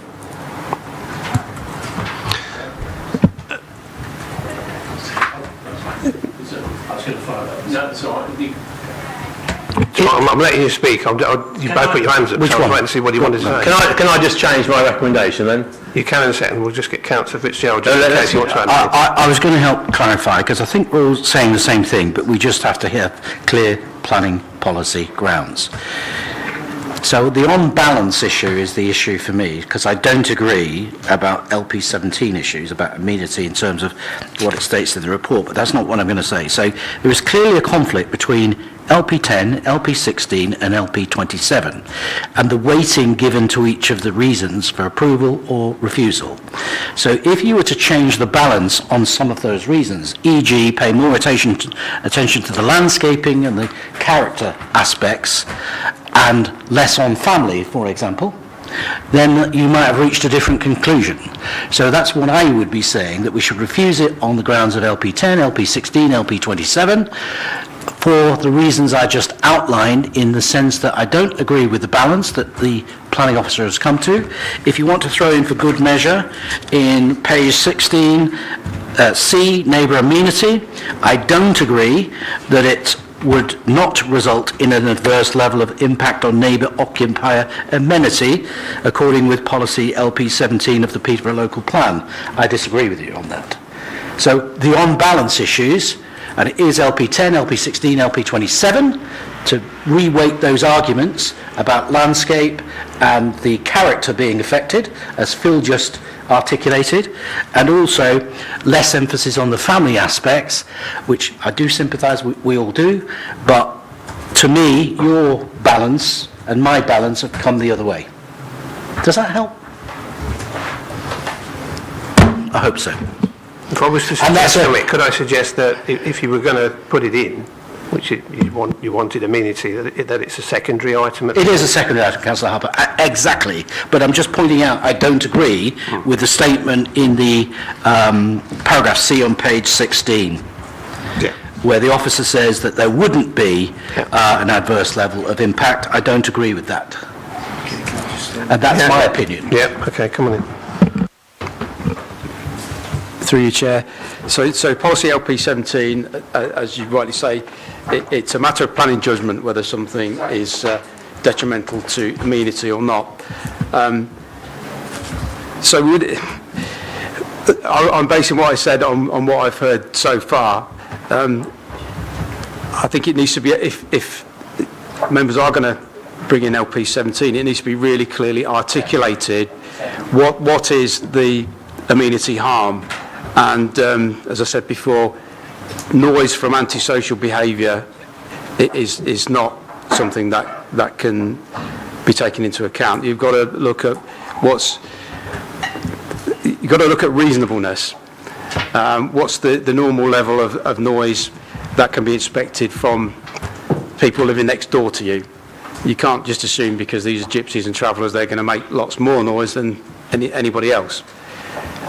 You've got to look at things like separation distances, how far are the blocks away from the boundary, how different is this from the existing situation, those kinds of things. So I think so I think it needs to be clearly articulated if you're going down that route. Which is no longer. So there's a material. Sorry, Chair. There is a material change in the character of the area, which is an amenity in itself for the current residents. That will change completely. I think somebody articulated it as one day we were looking at countryside, the next we're not. If I could just... I would just say that we're going down the same hole, I'm afraid, and you're weakening your argument, in my view, with this one. I would think, if I was to steer you, and I'm sure you're going to steer the same, is I would stick to your policies. It's up to you. So, are we going to go for the proposal? Are you happy from that point of view? Well, I'm saying you're happy, but does that sort of like... What's the word? I'm not asking you to tell us what it's going to be. I'm just saying from the point of view, do you understand where they're coming from if it's on LP 10, 16 and 27? Yeah. Because you've got to understand why, from us, what the objection is. LP 10, 16 and 27, yes, that's clearly defendable if members feel that the other material considerations are not enough to outweigh that, or that the harm is greater than what we're saying. LP 17, the amenity policy, that's if you put it up on the screen there. So if you're going to go down that route, if you're going to include that one, my advice would be to have a look at the various... Chair, I'm happy to remove that reference. There's enough already. Yeah. I was just going to say that the fact that there's a change is not in itself an adverse change. It has to be expressed. Why is this an adverse impact that's unacceptable? And I don't think I've heard, other than talk about noise and antisocial behaviour and things like that, I've not really heard anything to substantiate that. But if members wanted to... Other than the change of character of the area, but it's not about noise or stuff like that. But look, I don't need to do it. Councillor Rush, can you add LP 17A as your reason? All right. Add that as well. Well, you've got to do policy, but add LP 7. Can you do your proposal, please? So are we going... Sorry, we're still not finished. I thought you'd finished, sorry. Sorry, again, through you, Chair, I would just reiterate, because what you said earlier about privacy, you were talking about noise and antisocial behaviour. Again, I think if you're going to go down the loss of privacy route, you need to explain and articulate how will there be a loss of privacy, not through shouting or antisocial behaviour or anything, but how will there be a loss of privacy that would be adverse and contrary to that policy. I'll take Go on, mate. Brian, I can do it. I'll take back my previous comments, and I will now say that what's the word? My proposal is to go against the officer's decision, refuse this application because of the effect of the character of the area on the area, and it's also contrary to policies LP 10, LP 16, LP 17A and LP 27. Now they're going to say that's... You're going to have to say what the loss of privacy is, though. Benefits don't outweigh negatives. I've got to say about privacy. Yeah, you're saying that they've lost the privacy in what way? I didn't say that. I say you said 17. The effect of the character on the area, not privacy. You said 17A. Oh, 17A. Well, you said put that in, didn't you? Well, I told you to take it if you wanted it in. No, take it out, man. Right. So it's 10, 16 and 27. And I think Councillor Gerald wants to add something about the proposal. If you're happy, Brian. Yeah, I'm happy with you to add a bit. That the benefits don't outweigh the negatives, which is how the officer concluded his report. So we're disagreeing with that there are more negatives than positives. That's the bit we're disagreeing on. Under those policies. Right. Back to you, Councillor Rush. You must now put your proposal, exactly the reasons why you're saying that we should go against officers and refuse, without any interjection from Councillor Fitzgerald, so as we can get this. Can I just ask Councillor Fitzgerald what he would like to add? I think they got it all, but I think actually we need to be clear in the balance, which is how the officer made the decision, that we disagree with that. So there are more negatives than positives in the decision. So we think there are more negatives than positives. The officer thinks different. Does that help? That's what I'm saying. That's how you express it in the reason for appeal. Yeah, exactly right. Do you want to tell them that? Through your chair. So what I'm understanding from you is, before you make your proposal, what you're suggesting is that it's contrary to LP 10, 16 and 27 by virtue of the impact on the landscape character, appearance of the area, and that in the balance there are no material considerations weighty enough to outweigh that conflict. We disagree. Yeah. Which is a point of view.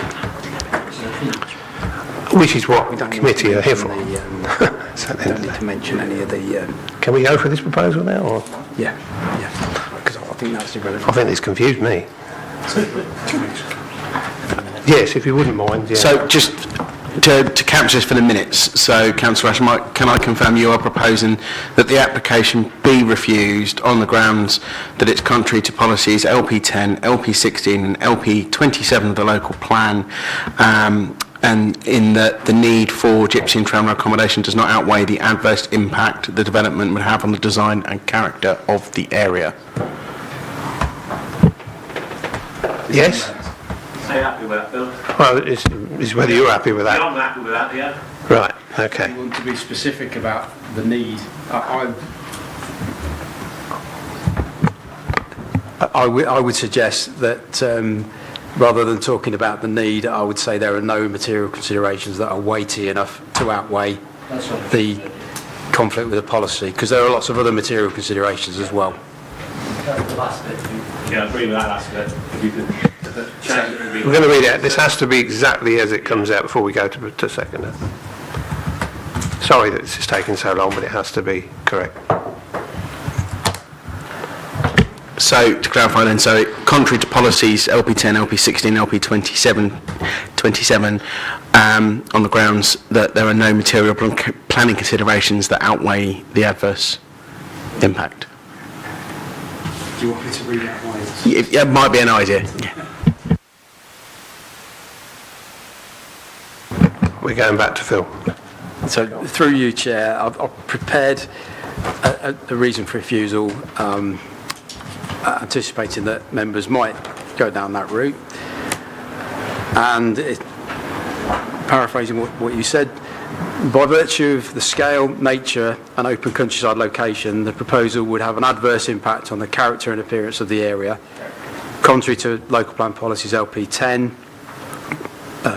subsection A, LP16, LP27, and the MPPF section 15, and that's the bit that deals with open countryside.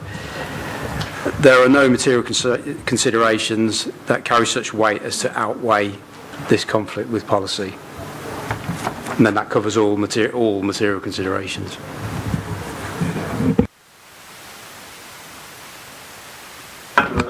We got there. Excellent. Do we get a seconder? Councillor Fitzgerald seconds. So we have a proposal, it's valid, and it's been seconded, so we're going to go to the vote. Please, this time you need to use your cards that are in front of you. So if you're for, raise your green card now. For the proposal. Yes, that's the proposal you're going for. And hold up, please.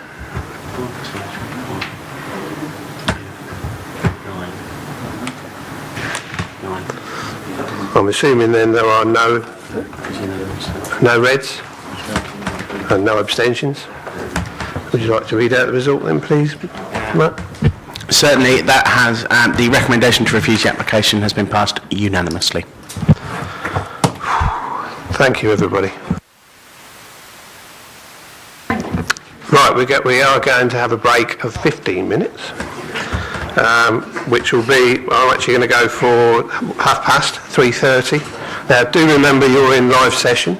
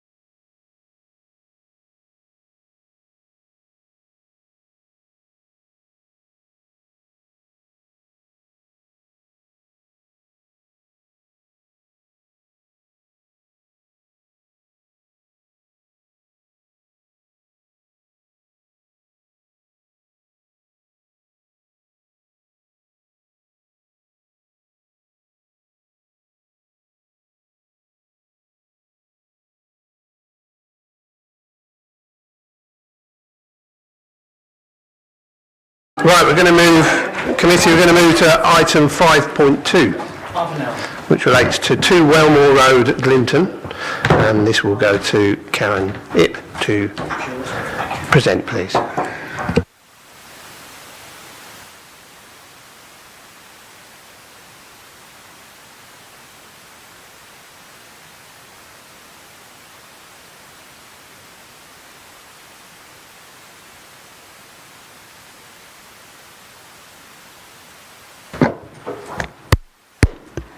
Right, thank you, Chair.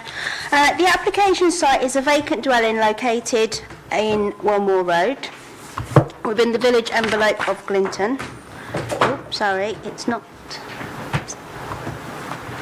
I can't seem to do the next slide. There we go. Sorry. The application site is a vacant dwelling located at 2 Wellmore Road, within the village envelope of Glinton, looking out to Wellmore Road and Peakirk Road. The building is located within the Glinton Conservation Area, which is shaded in brown. There is a Grade 2 listed called Webster's Farmhouse to the north, which is coloured in maroon, an altered stone cottage to the south, and further 20th century development in the surrounding area. This is a view of the site from Google March 2023. So, number 2 Wellmore Road was originally a thatched stone cottage, which is single-storey with dormers of an unknown date, roughly between the 16th to the 19th century, which was altered in the early 20th century through the addition of a full-height first floor, tiled roof, rear and side extensions, new windows and a porch. The site is served by 2 driveways, one leading to an existing garage and one leading to the rear of the dwelling. The dwelling appears to have been vacant for a number of years. So that's a closer look without the fencing. This is the left side of the dwelling, which is to an existing garage. This is the right side of the dwelling with access to the rear. This is a view of the rear garden and the rear elevations. The proposal is seeking planning permission for the total demolition of the existing house to be replaced with a larger house. The works would include the reconstruction of the front elevation to match the existing, extensions to the rear, and a new detached garage/workshop. This is a side-by-side comparison of the existing and the proposed site plan and ground floor plan.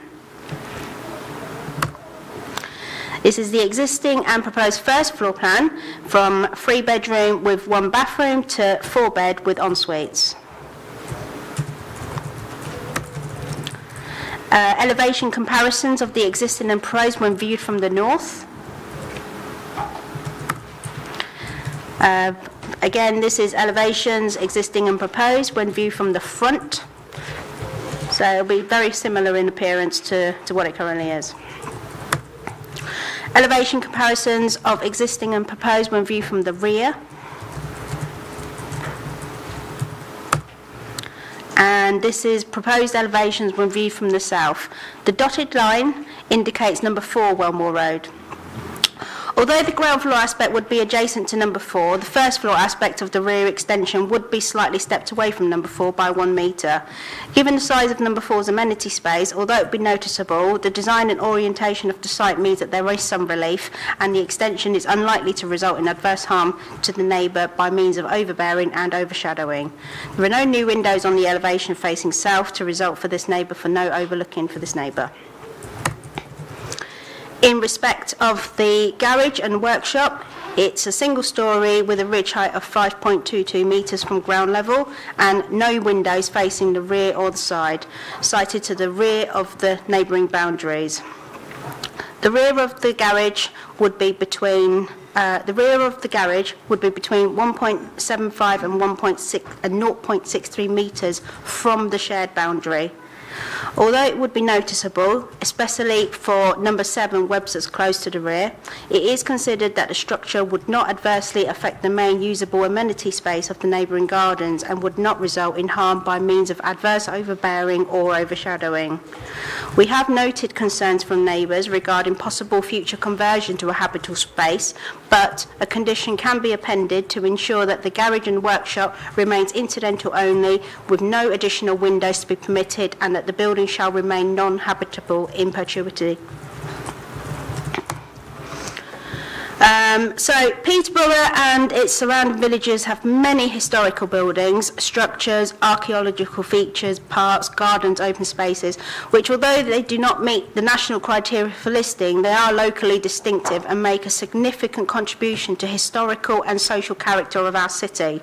Once lost, they cannot be replaced, and therefore they should be valued and protected. The existing dwelling is considered to be a non-designated heritage asset, an NDHA, and has been proposed for the Peterborough list of heritage assets on the local list. Although the Peterborough's local list is in the process of being updated, the building is not formally adopted on the local list yet. But it doesn't mean that the NDHA is of a lesser historical significance than those already on the local list. In this case, not only would the proposal result in a total loss of NDHA, it would also result that in a degree of less than substantial harm to the historic character of the conservation area and the setting of the adjacent Grade 2 listed building.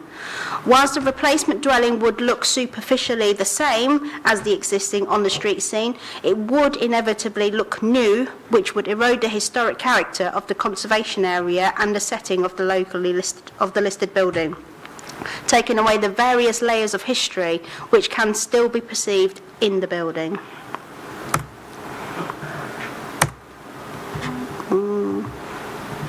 Okay, this is a 1901 map showing the curtilage of the site. So the site's highlighted in yellow. The green layer shows the local listed nominations, and the red layer shows the listed buildings. As you can see, the curtilage for the application site was linked to the curtilage of the Grade 2 listed building to the north at one point. Where you've got the parcels of land and you've got the squiggly thing that looks like an F, that indicates where the land was linked up. So you can see how much land is linked up to the original historic Grade 2 listed building at the top there on the red. Okay. So this is a photo, and obviously an old photograph, and as you can see from this photo, the previous form of the building was a 1.5 thatch cottage with dormers.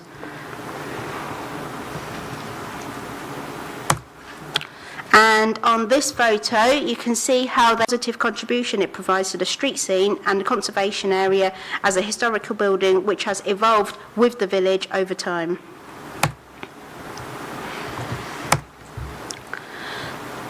The Peterborough Local Plan, LP19, states that where NDHAs are affected, there would be a presumption in favour of its retention, though consideration would be given to any harm or loss and the significance of the heritage asset. Any special features which are lost and the significance of the heritage asset. Any special features which contribute to an asset significance should be retained and reinstated where possible. The NPPF puts weight on the retention of NDHAs, and a balanced judgment is required with regards to the scale of harm or loss.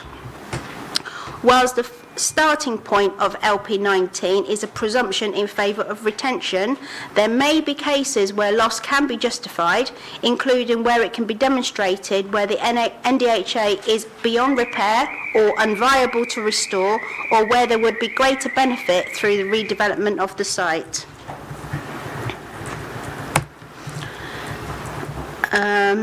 Glinton Neighbourhood Plan also requires supporting information to understand how a design was decided and why it's appropriate to the contents of the site. In this case, The reason for demolition was due to the poor structural integrity of the existing building. The costs involved to bring the building up to modern standards meant that it would not be viable to retain the existing building and that the only viable option would be to demolish and rebuild. The applicant was advised that they would need to provide a detailed structural report and a viability report to support and justify the demolition and rebuild. A brief structural report, a brief structural appraisal was provided, but this did not provide robust detail or evidence or assessment. With regards to the viability assessment, the methodology used was flawed and also did not provide a robust assessment. It did not appear to have been carried out by a RICS accredited surveyor professional in line with the Red Book. In absence of a detailed structural report, the laptop's frozen. In absence of a detailed structural report, the extent of any necessary remedial works is unclear, which throws significant doubt on the figures that stated in the viability assessment. Furthermore, it is unclear on what basis the purchase cost would have reached. $325,000 appears excessive for a plot with a dwelling which is allegedly beyond economic repair. Equally, the viability assessment does not show how the build costs or estimated sale values have been reached. Taking this into account, it is considered that insufficient evidence has been presented to demonstrate that the structural and other problems are so serious as to be incapable of repair or that any necessary works would be impractical or financially unviable. Despite requests, the applicant has declined to provide any further structural or viability information. So, in conclusion, replacement dwellings within the village envelope that are in keeping with the character of the village are acceptable in principle. However, in this case, the proposed replacement dwelling was in itself its appropriate design and scale and would not result in, but it would result in harm of a total loss of an NDHA, less than substantial harm to the character of the conservation area and the setting of the adjacent Grade 2 listed building. The applicant has failed to demonstrate through robust evidence that replacement of the NDHA is the only viable option, or that public benefits of bringing the site back into use through redevelopment would outweigh the harm. This is contrary to LP 19 of the local plan, paragraph 206 of the MPPF and GMP. Parish Council's view that 2 Wellmore Road is at present a derelict eyesore, in a prominent position in the conservation area and visible to anyone travelling to and from Peakirk. The case for refusal largely rests on the Conservation Officer's view that the property is a non-designated heritage asset, which is yet to be proven and is currently only proposed to be included in the list for Clinton. I challenge the view that it's worthy of inclusion as an NDHA. Let me explain. Number one, the case officer's report itself refers to numerous and extensive 20th century changes to the original building. Full height, first floor, tiled roof, rear extension, side extension, new windows, addition of a porch. The conservation officer has made 3 reports, each in turn conceding some points but insisting on the status as an NDHA. The report before you lists the appeal decisions to support that view, but significantly, it fails to list decisions of the contrary view. In the case of APP R365, £5,000 appears excessive for a plot with a dwelling which is allegedly beyond economic repair. A brief search of the land registry shows the property to have been sold to the applicant in June 2020 for £312,599. The additional legal fees will easily account for the applicant's stated purchase price. Likewise, there is no reasonable basis to doubt the other figures in the viability assessment, which also show that the costs of renovation compared with demolition and rebuild are prohibitive. In essence, the applicant would potentially face a smaller loss if they walk away from the project and leave behind the derelict eyesore. Now we turn our attention to planning policies. These are listed in the case officer's report, and these include reference to Glinton Neighbourhood Plan, GNP 3 design, GNP 5 the natural environment, GNP 6 car parking, GNP 8 drainage and flood risk. There is nothing in the Glinton Neighbourhood Plan standing in the way of demolishing a derelict building, replicating the original street scene and facade of the original building and improving the conservation area, all of which are achieved by permitting the application. The only other material objections come from consultees, and that is the tree officer and the neighbour at number 4 Wellmore Road. The tree officer's main objection is to the felling of a yew tree in the back garden.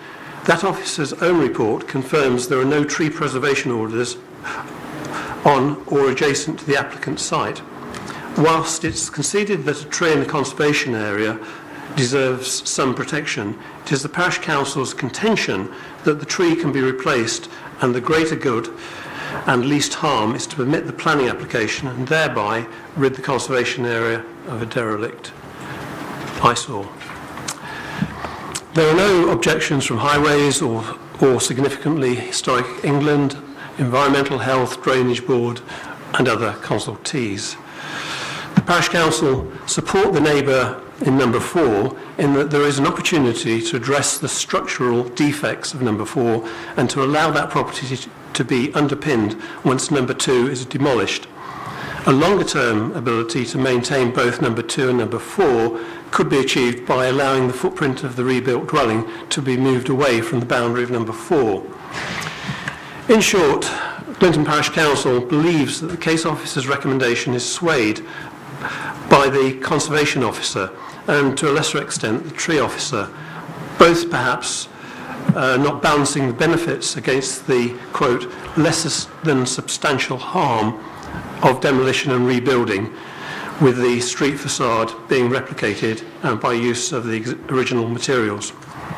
So, the Parish Council urge the committee to permit the application.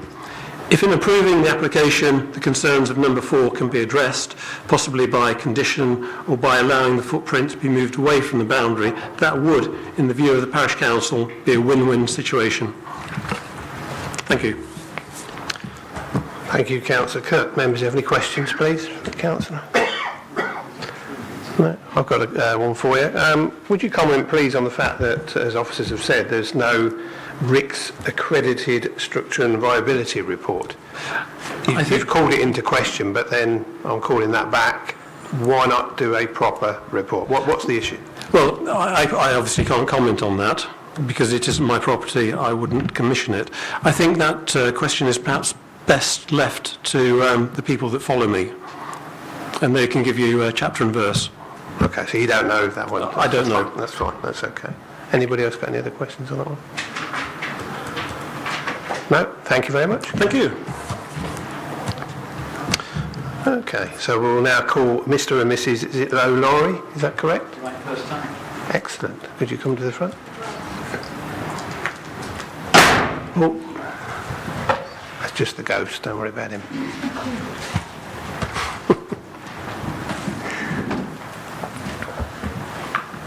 Told you, he moves things around. Mr. and Mrs. O'Laurie, you have 5 minutes to address committee when you're ready. That will start when you press the button at the bottom of your mic, and the Democratic Service Officer will let you know when you've got 30 seconds left. Thank you. Right, we're under starters orders. Good afternoon, everybody. I'm Malcolm O'Laurie, my wife Sue. We live at number 4. Just to give you some background about number 4, that was originally 2 buildings. The one to the south we're not quite sure of, but the one to the north, which abuts both the current and the proposed development of number 2, was built originally in 1676. Most of it has been repointed, so it's still in pretty good condition, but there is a part of the exterior wall, which is the bit that abuts number 2, which we don't know the condition of. And that's the only part of the property in which we've got a wall crack, actually, on the inside. So please be mindful of the building that's next door to the one that's being proposed. But having said all that, I mean, I don't think we're going to labour the point about a technical argument as to whether the building should be, number 2 should be demolished and rebuilt or refurbished from the existing structure. That's not something on which we are able to comment on. You did hear Jerry later in his remarks say that he, while supportive of a redevelopment, as we are next door at number 2, we would also like to create that space so that we can get at the boundary wall which currently abuts number 2, so we can have a good look at it and get some maintenance done on it. So that's one point. Just a few other brief points. So you'll notice from the plan that effectively the development is still largely massing on, if you like, up against us, on that part of the overall building footprint. So we're not surprised that the folks in Webster's Farm, who are also friends of ours, don't object, because it's a long way away from their development. So we kind of understand that, but things are up close to us, and it extends the line of boundary out the back. Now again, just to give a bit more background, a few years ago we had a difficult time with the residents at number 6 Wormore Road, where they built their facade coming out at a rectangle at 90 degrees to our facility, was significantly built up and overlooks us, windows open over our property. So we are, as you would imagine, naturally nervous about the third side of a rectangle emerging, and it's that end of our property where the area under cultivation or grass extends right up to about 2.5 metres outside our bagel. So that's the area in which we sit. So understandable though the conservation officers might be about the minimal effect, that's exactly the area that we occupy outside, and we'd have to move it. Can you just move that back? So just a couple more points, if I may. Just to be clear, the two properties abut each other, but they're not joined. So there's a sort of cement filling at the front, and at the back you can see the space between the 20th century brickwork of the garage extension and our property. So there still is an opportunity for, if you like, weather damage and stuff like that, which we'd really like to get at in order to secure the older building, i.e. our building. So for effective maintenance, we really like that space created. For the avoidance of oversight, we'd like that space created, and what we don't want is a third line, the third part of the rectangle kind of closing us in. Having said all this, we should be clear.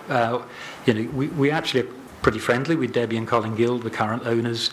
We would like there to be a good solution. So net of the conversation you're going to have about the technical merits and demerits of demolishing or refurbishing, once you've made a decision on that, clearly with a further application, we're natural negotiators. We'd like to get into a conversation with Debbie and Colin about what that revised plan looks like in order to be mutually helpful.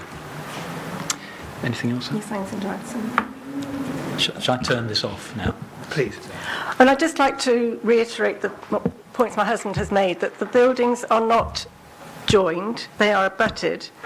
Presently, the footprint goes about 1 metre beyond our boundary. The present plans show that they want to extend that present footprint 5 metres beyond the present rear footprint, 2 stories high, although there's a slight inlet, about that much away from our fence. It's just where we sit. We do not want to be looking at a stone wall that much away. That's why we want a separation of at least 1 to 2 metres, and we don't see why the whole footprint couldn't be moved further away from our property, so that we do not have this overbearing presence on number 4. Okay. Thank you very much. Thank you for this. Just sit still. Questions, please, from members. Have we got any questions, please? Right. Can I just clarify something? Because obviously I've got you down as objector, but you're sort of like an in-between, really, with this one, aren't you, the way you're suggesting. So you're objecting to the new layout, but you're not objecting to the demolishing of the building. It's just the new building that you're objecting to. Is that correct? we're agnostic about whether you demolish or whether you rebuild. That's your business in terms of the advice you're getting from officers. So that's a decision for you. We are not experts in that. What we're looking for is a bit of separation, so we don't get that third side of a rectangle. We have the opportunity to get at the one wall about which we feel vulnerable in our property, protecting a significantly older property. And to give us a bit of space. And I think that we would, with the refurbishment, enjoy a more interesting looking site as you drive into or walk past number 2. So just to be clear, as it stands, you're asking committee to reject the application? Yes. Thank you. Can I just add something to that? Sorry. So what we're not suggesting is that if the building was to be demolished, then we can have a quick look at our wall, get it repaired, and then they can stick an extension, house right up against that. But we're not, because I'm sure that's what some people will suggest. So we'll just repair it while it's being knocked down, job done. No, we're not asking for that. We're asking for a permanent separation. Because also going back 5 metres beyond the present footprint, you must agree, that much away from our fence, where we sit and enjoy the sunshine, because it comes right out from our back kitchen patio doors, is not something that we want to have to put up with. So we would like a separation of at least 1 to 2 metres, not only for being able to maintain the walk, but just to enjoy. And I'm sure that, and it would look, when you look at the plan, the footprint, it'll look totally out of proportion if it's all massed up against our house. It'll look so much better if it's in a more central location. It'll have a more pleasing effect on the street scene, whether it's demolished or not, or rebuilt, but just putting it against our property is just doesn't really make much sense, really, architectural terms. Yeah, okay, thank you. The only reason I asked is because I wanted to clarify for committee, because the presentation was quite heavy on the conservation side, as you'd appreciate, and I didn't want your bit to be lost. Your objection is to the new build, so as committee understood that. So thanks for that. Councillor Fitzgerald, you have a question? I do, and I'm sorry to pry on personal matters, but what you just outlined to me seems to be one of land ownership, because what you would be asking is somebody to give up 2 metres of land, which currently is in their ownership. So I don't know if you've had a conversation with the landowner, because if that's what you're asking, because you'd at least want right of way over the land if you're moving it 2 metres away. No, that's not what we're saying. No, just move where the garage is for number 2, Wilmore Road. We don't see that has to be rebuilt in the position it is, because that's a later edition. That's a 20th century edition. Okay. Compared to the 19th century. We're not. It's their land is their land. Our land is our land. We're just asking them to move it slightly away from our boundary so that it's not smack up against it. Okay, fine. It's nothing to do with land ownership. Any further questions at all? No? Okay, thank you, Mr. and Mrs. Lowry. Right, I'll call now John Dadge, please, to the front, who is the agent.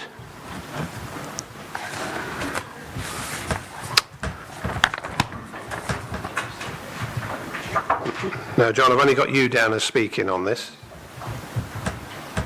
Sorry, is that on? No.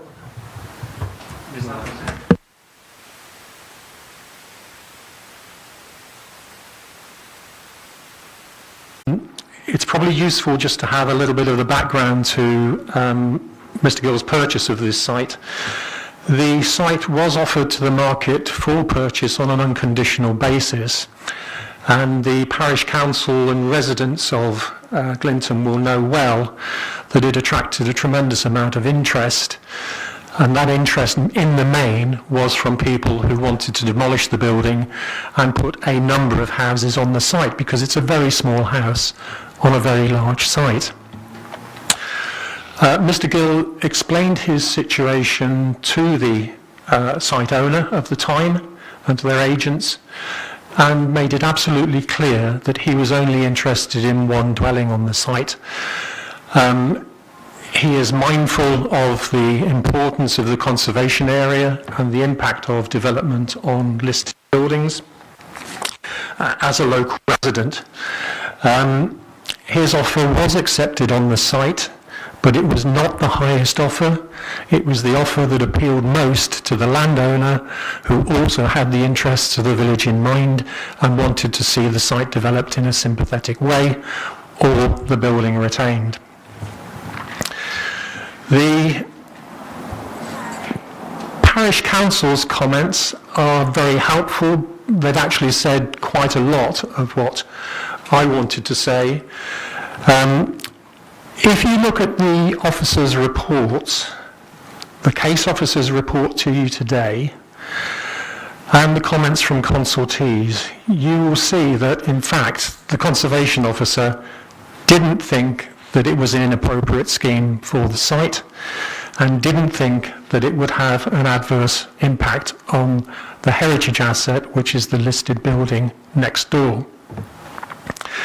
If you look at the report, all in all, it seems to be fairly favourable in terms of securing approval. The issue is obviously the one of it being a non-statutory heritage asset.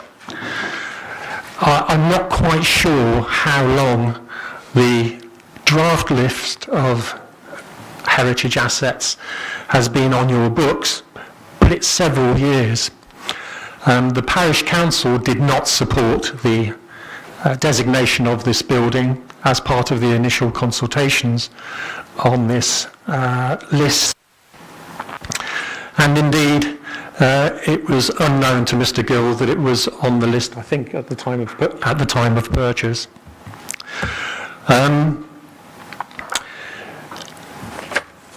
I'll just refer, if I may, to the appeal decisions. The parish council has touched upon them, but just so that you can compare eggs with eggs. The conservation officer cited 3 appeals. I've been able to find the details on 2 of them. One of which was for the demolition of an existing building and its replacement with 11 apartments. No surprise that there was a conflict there with the heritage assets. And the second one was the demolition of a building and its replacement with 5 dwellings. So you're not really comparing like with like, because we're only talking 1 for 1 ultimately. The High Court case, which was referred to by the parish council, perhaps needs a little more explanation. And this is the High Court. Remember, this is not an appeal decision. The court held that even though the existing building in this case made a positive contribution to the conservation area and would be completely lost, this did not mean that the conservation area would inevitably be harmed, as has been suggested by the council. And this is the telling point. The replacement dwelling in this judgment would be of an acceptable design and would preserve the character of the conservation area, and no harm would arise. That is really significant. I'm sorry, I've strayed over massively on my time. Just very, very quickly, what the application is offering is, it's a front elevation which faces the public domain and is a very similar design and proportions to that which exists. It follows the same building line as the existing building. It maintains the historic site layout and arrangements in terms of the position of the building on the site, and it maintains the gap to the side of the building when viewed from the public domain. And it brings about an improvement to the frontage with the reintroduction of a stone wall to replace that disappeared many years ago. Right, that's your time, Mr. Dadge. Now, unless you want to just last sentence. Effectively, we are challenging whether or not this building should be on your draft list, still as a draft, still many years after it was first published. We believe that the conservation officer, his report has been flawed in terms of the description of the application building, Okay. and we would ask you to support the application. Okay, all right, it was 1 sentence. You had Okay, thank you. Questions, please. Councillor Fitzgerald. And sorry, Chair, I'd written it down before you asked the question of the parish council. I was going to ask Mr. Dadge or his client there, the statement referred to in the officer's remarks about insufficient evidence about the structural integrity of the building, and indeed the questions over the viability issues in cost to repair or restore. So I'd like some more detail on that in terms of, would you challenge what the officer said, or do you think what you provided already is adequate? From my perspective, and the parish councils, from what you've heard, this building does not warrant being a non-designated heritage asset. It's critical. Those of you that visited the site, I was keen that you walked through the building so that you could see what the size was, what the disposition of rooms was, the size of them, and the condition. The condition of the building. You saw the tree roots coming up in the sitting room. You saw the fact that the very thin skim of the floor was laid on bare earth. You saw, if you looked in the trench by the side, there were no foundations to it. All of these things, together with the inaccuracies, we believe, in the description of this building, suggest that it's a non-designated asset. It's not a non-designated asset, I should say. To answer your point specifically, what we have been asked to do is not strictly required in relation to a non-designated asset. But what I will do is ask Mr. Gill just to comment on the viability, if I may. Thank you.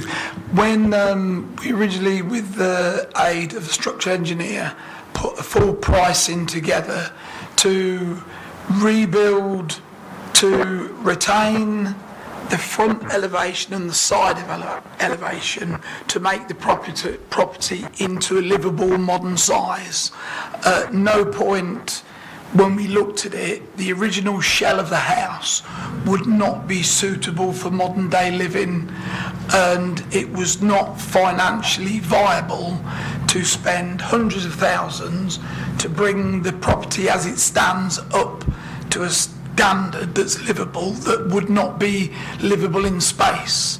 And also, secondly, the feasibility of the fact that it sits on hardly any footings and the internal floor is actually rising up. We're not physically capable of complying to building regs. So it basically just knocked it out the park of physically doing it and be able to tick everybody's criteria. Costings. If I may, Chair, a follow. I think the question is, you haven't evidenced that. You can sit at the table and say that, but to the officers, you haven't evidenced that by a professional assessment. Am I wrong? Well, that was presented from a structural engineer who presented the costings. Well, maybe the officers might make a note on that, and we'll clarify again, but they clearly said that there was no evidence to support the viability or the structural integrity. Not in the format that you wished it laid out, no, because we didn't feel it would comply. We'd be spending another £5,000 on something that we felt was not deemed necessary. Fine, thank you very much. I've got a challenge on it. You felt it wasn't necessary, but officers felt it was.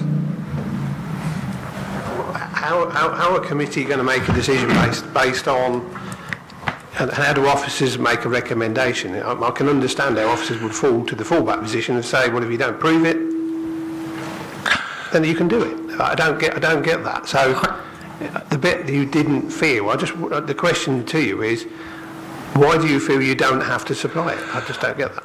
I think that the issue for us was that the heritage statements and assessments prepared by the former Principal Conservation Officer Sam Falco very clearly indicated that the narrative of this building was incorrect.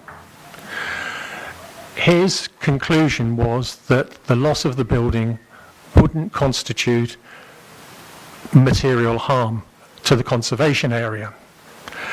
And so, because of that, and because we had worked hard to provide a building which looked very, very similar by the use of reclaimed materials to the frontage, by emulating the design to the frontage, that we were producing something which would make a positive contribution to the conservation area and would be respectful of the listed buildings. And the position of the building as shown on the plan, if you were to accept that it doesn't qualify as a non-statutory designated asset, the position of the building on the plan is really dictated by a number of things. The fact that the trees on the right-hand side of the site as you look at it were critically important to the trees officer, so we couldn't move the building closer to it. If you were to move the building, that in itself would alter the character and appearance of that part of the conservation area, because we'd be departing from what had become the traditional layout of that building and of that site. And so we felt that we were doing a good job in terms of design. We've had no objections to the design, save for the comments from the neighbour about the rear projection. And in that respect, we felt comfortable in moving forward on the basis that we didn't have to do the Red Book valuation, which, as my client says, would have cost him a very substantial amount of money. Anyone else got any questions? Yes, Councillor Gibstead. Yes, thank you, Chair. Is that working? Okay. I just wonder what comments you had in relation to what was brought up by the neighbours in terms of changing the plans. It sounds like it would be perhaps a loss of privacy if that was so close to their boundary. The planning case officer has referred in her report to the issues that were raised by the neighbours. And I think that the solution we've provided appears to be acceptable to your planning officers, in the sense that the building is set back from the boundary at first floor level. It's not unusual to find a building sort of cranked back from the boundary in that way. And there is no overlooking, because there are no windows looking towards that property. And again, I return to the point that we can't really move it away from the boundary, because I'm sure that the conservation officer would object to the fact that we're changing the footprint and the site layout. And I don't think we could do it anyway because of the imposition of the constraints of the trees on the site.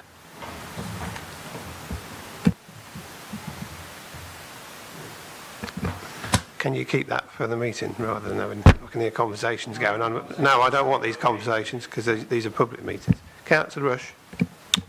If you were to demolish it, you said you're going to use the original stonework to put back at the front. When you look at the back, there's a lot of open brick work. What would you use at the back? The back, there's an amount of glazing, obviously, with the conservatory sort of orangey extension, but it would be stone. To stone, isn't it? Stone. Yeah, we would use stone throughout. Anybody else? No, thank you very much, gentlemen. Thank you. Thank you. Okay, so we'll move now to questions for officers. Anybody want to ask one of those? Yes, Councillor Mahmood. I just want to clarify that with regards to this being designated as a non-heritage asset, it was absolutely necessary for officers to ask for a Red Book assessment. Yes, because it is a non-designated heritage asset. The argument here is, if it's not a non-designated asset, then obviously this wouldn't be required. But because we deem that it is, therefore we require the additional details to say, well, you know, how is it not viable, how is it not fixable, etc., to justify the demolition of it. Thank you. Can I start? Yeah. Thank you, Chair, through you. Just to add to that and to clarify, whilst there's nothing specifically in the local plan policy LP19 which deals with the historic environment that specifically says what evidence is required to justify the loss of a non-designated heritage asset, it does very clearly say that you know, the loss of a heritage asset the kind of default position is, that's the word I was looking for. There's a presumption in favour of retention of a non-designated heritage asset. And then it goes on to say, regard will be had to the scale of harm and loss of any significance. Any special features which contribute to the asset's significance should be retained and reinstated where possible. So, for a proposal which involves the total loss of a non-designated heritage asset, there would need to be some kind of evidence to demonstrate that that's justified, because the presumption is in favour of it. We don't think that the evidence that's been presented to us demonstrates that case for the reasons stated in the report. Okay, Councillor Fitzgerald. Sorry, Chair, I was chuntering to myself, which is a bad habit of mine earlier. The question I put for clarification to officers that I asked of Mr. Dadge, what I'm hearing is they think they've provided sufficient evidence, and that evidence is also backed up by the previous conservation officers' advice, remarks after viewing. Did you take any of that on board as well, and also the physicality of the building, which you can clearly see wasn't up to scratch? Oh, Daniel, so long. Hi, through you, Chair. With regard to structural assessment, if you read the very end of it, it doesn't actually say the building's structurally not sound. And we asked our building control officer if it was considered a kind of sufficient statement regarding the building, and he said it wasn't. That's why we asked for other information. That's what I think. Do you have another bit? Okay, so the building may not be falling down, but the other comment was, would it make a suitable habitable house? And I'm being told, when listening, it won't. Would you agree with that? There's no reason put forward at this stage to say it wouldn't be a reasonable habitable house. If you notice in their report, it actually says the reconstruction would provide the most cost-effective solution. It does not say it would be the only solution which would be kind of viable. But then we come back to the viability issue of why would you do that if it wasn't viable, and would it meet code? So I can help you with in the viability of the assessment they submitted, which we said wasn't sufficient. The reason it wasn't sufficient is we're asking for them to demonstrate what's called a conservation deficit. So basically, you have the value of the house, not what it's bought at. It's at the value of the land it sits on, without its total value. The cost of the repairs to get that house up to a habitable standard without the addition of extensions, and thirdly, what would the cost of that end house be after those works? Now, if the cost of those works plus the value of the land originally are more than the end value of the house, there'd be a conservation deficit, and if they could prove that, you know, we've said quite clearly that the presumption in favour of retention would be not it wouldn't disappear, but it'd be much weaker in terms of the planning balance. Now we've offered that, and if you look at the assessment they submitted the cost of building a huge extension to the rear as part of the works. So for us, how do we tell if their extension to the rear just didn't provide the value to the house? You know, we told them what they were required in terms of those 3 steps, and if they were to submit those 3 steps, then, you know, we'd probably our objection would not be as strong. Sorry, Chair, just if I may, just for clarity, because it was mentioned when the property was bought, this has not been on the list, or when was this put on the list? Or submitted for the list? Through you, Chair, the fact it's on or not on the list is just out of interest. Out of interest, the nomination process would have been perhaps 2021 or late 2020. So yes, it would have been after they bought the house, but that doesn't change the fact it's the NDHA. No, it's just that I'm sure they wanted to know that. That was all. So, thank you very much. Councillor Antunes. Thank you, Chair. I guess you've read the report by Sam Falco. Yeah. On page 4 and 5, items 2.5 and 2.8, he makes very clear, I think his credentials are fairly good. He makes it clear that the building has been substantially rebuilt. In fact, the stonework, he suggests, has been taken down below the level of the first floor, the ground floor windows. Regardless of that, it was a single story, and there was an additional story added. Now, having visited the site, and I've seen the stonework that's been added in the 20th century, are you suggesting that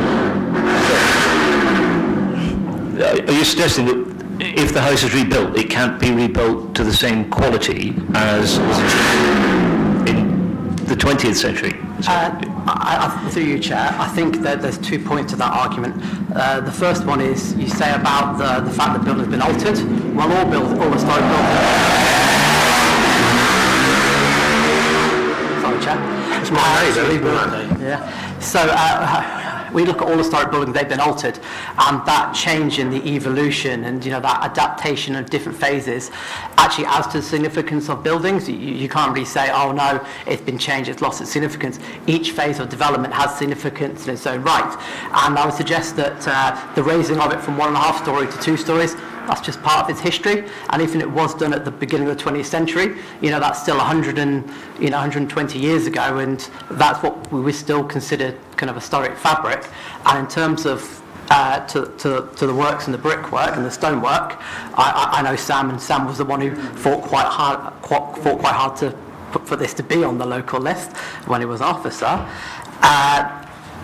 It will have some changes. I don't disagree with that, but. Sorry? The question is, do you feel that we cannot reconstruct that building to look as it is? We have a building which has been rebuilt, it has cement mortar, it has concrete lintels. Do you not think it can be rebuilt? I think the point is, when you ask, can it be rebuilt? Well, of course it can be rebuilt, but that's not the issue here. A building's significance comes from its historical and architectural interest. If you build a brand new building, you're kind of tacitly admitting that you're losing all that historical and architectural interest, and you're just building a replica, Can I ask what is of significant historic interest in the building? Significance of the building. So, as you see, as a recommendation for the local list, the 2 main criteria are age and rarity. So, can you be specific about what is it on the building? So, age and rarity is the first one, and we've said it's because it's constructed between 1840 and I can't remember the next date, but that's a minimum. That's only what we can prove. Now, we can suspect that the building is actually much older, and if you look at the building of the fabric of the house, you can tell that the form and layout is several hundred years old. And we see the significance lies in it being an historical house, retaining its historical form and its historical features. I'm very aware that, yes, some of those features are new, all right, but there are still some old features. And if you're going to say that any alteration is therefore detrimental to it, well, that's, Forgive me, Joe. Can I ask the question again? You've made reference to features. Can you be specific on what features? Yeah, the historic fabric, the layout, the form, the thickness and type of the walls, the layout and position of the fireplaces.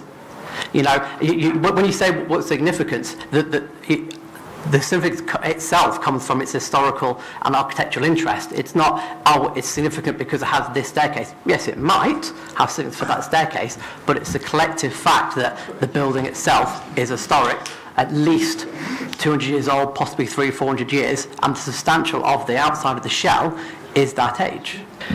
If I may, English Heritage had no comment on the building. And did you ask English Heritage whether they had any to have a look at the building and see if they could provide any comment on any specific issues with the building? As you say that, someone has actually submitted a listing application for the building. Now, it's not material consideration in this application, but someone has. Now, the reason Historic England have not made a comment is because they don't submit comments for buildings that are not listed. It's not within their purview. so they wouldn't comment on this application anyway. One final question, if I may, Chair. In rebuilding, they're going to, I understand, reuse the stone and the existing stone and materials, so it in effect wouldn't look any different.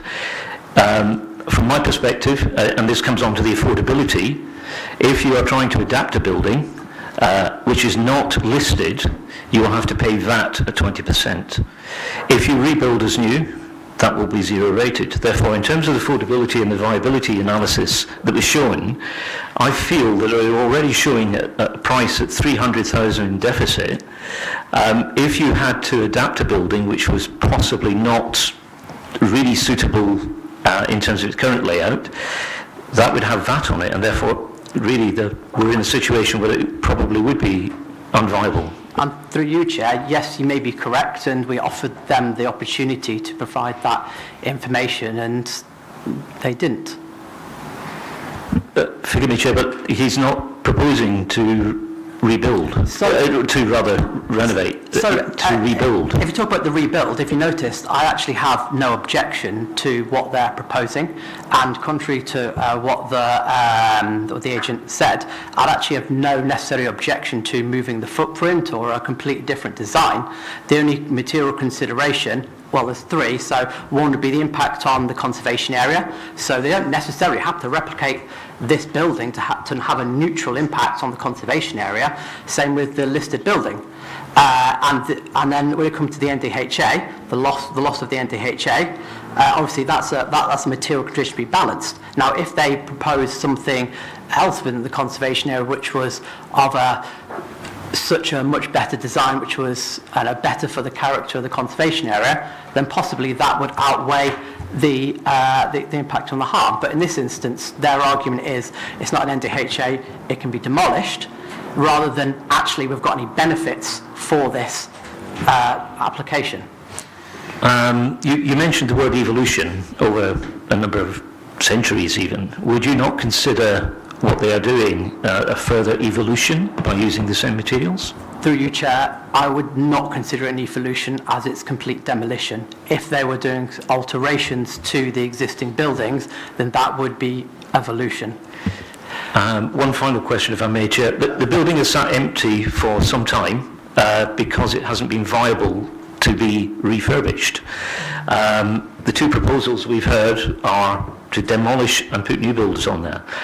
The current owner is proposing what appears to be an extraordinarily sensitive approach and almost rebuilding exactly the frontage. It brings it back into a family home in an area which is surrounded by 20th century buildings.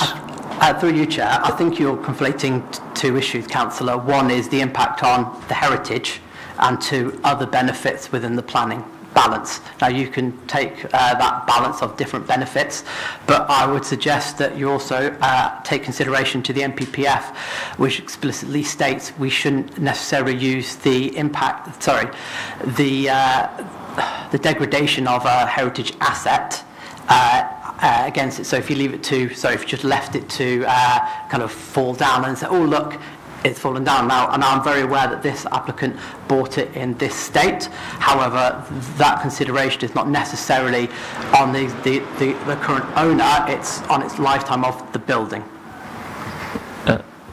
So one follow-up. Would you be content then if the current proposal is rejected, that the building remain until someone actually comes along to refurbish it? That's not a consideration for me as a conservation officer. Okay, thank you. Anybody else? Councillor Sherwood? No, I'll save mine for debate, Chair. Are you sure? Yeah, it's. I think you need to rest. Yeah. Councillor Rush? Yeah, the yew tree. Having visited the site on Friday and walked through the house, you got another yew trees growing inside there. There's no foundations in the place. So do you think, what would you have to do to the yew tree then to make it safe that, because all the roots are coming up in the house from the yew trees? I'm sorry, but I don't think that's a material consideration or a question I can answer, Chair. No, I don't think you could answer it from your point of view. I think you need a tree officer to tell you things like that, don't you? So I don't think, is there anything you can add to that about the... It would have to be tree officer. With regards to trees in the conservation area, they are protected because they are in a conservation area, but in regards to how the tree roots are currently damaging the property, etc., tree officer would be able to answer that, but unfortunately he's not here at the minute. Difficult to answer without him, isn't it?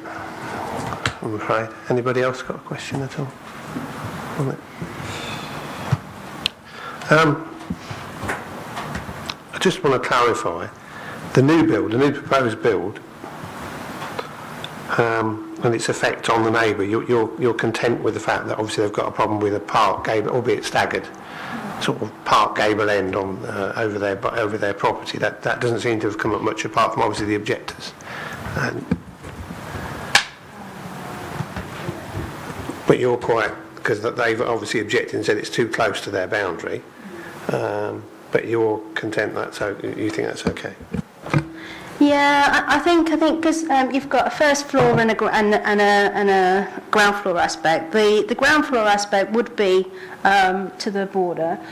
In terms of the orientation, as you can see in the upper corner there, in terms of the sun orientation going from east to west curvature, they're not going to actually get any overshadowing because the sun comes from there down and round to this side.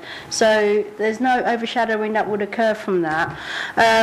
As far as the overbearing that was concerned, if we look at so you've got the ground floor aspect, which is close to their house, and so this bit here, closest. Again, it's sloped away, and then it goes away for another further 1 metre away from their house. So again, I felt that was enough to mitigate that overbearing impact, immediately next to it, from wall to wall type thing. So that's why I thought, and actually I thought the design looked good on the back, and with the mitigation of the overbearing was combated by moving that gable away from that neighbour's side. That's great, thank you. Councillor Cole. Thank you, and through you, Chair. As we've heard about ensuring the conservation of the building, is it not also need to be taken into account the conservation of the building that's next door, and to provide a big enough gap between the two properties to ensure that the heritage of the property next door is also viable by ensuring that there's enough gap that maintenance can take place on the brickwork of the adjoining, not adjoining property, but the property next door? Currently, the gap is it's pretty much like that. There's Sorry. The previous speakers said that they would like to see within the plans enough space so that a maintenance gap could be established between the two properties. So did that not come into, their objections come into the plans for this renovation? There would, but we can only assess it on what's been in front of us. So, and it's acceptable.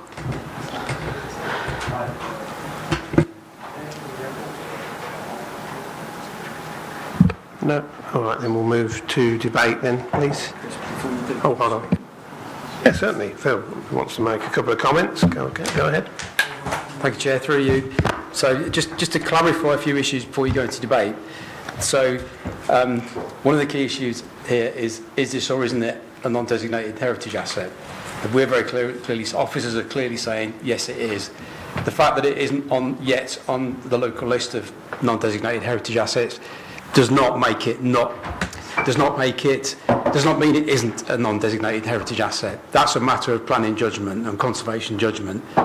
And in our view, it does have some significance, as Danny's already described what the significance is, despite the fact that its history appears to be different from what was originally thought. In fact, it's probably made up of a much older cottage than what was originally thought. So that's something for you to consider, is it or isn't it?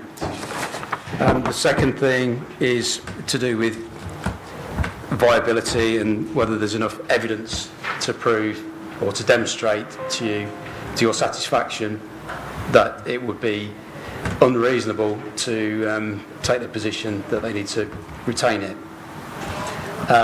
Again, that's a matter of judgment. We don't think the evidence presented is robust enough, which is why we asked for it to be, done by a qualified RICS person under the Red Book, which is a recognised way of demonstrating whether something is viable, along with a proper structural survey.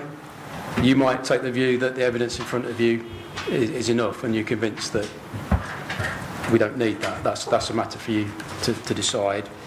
On viability,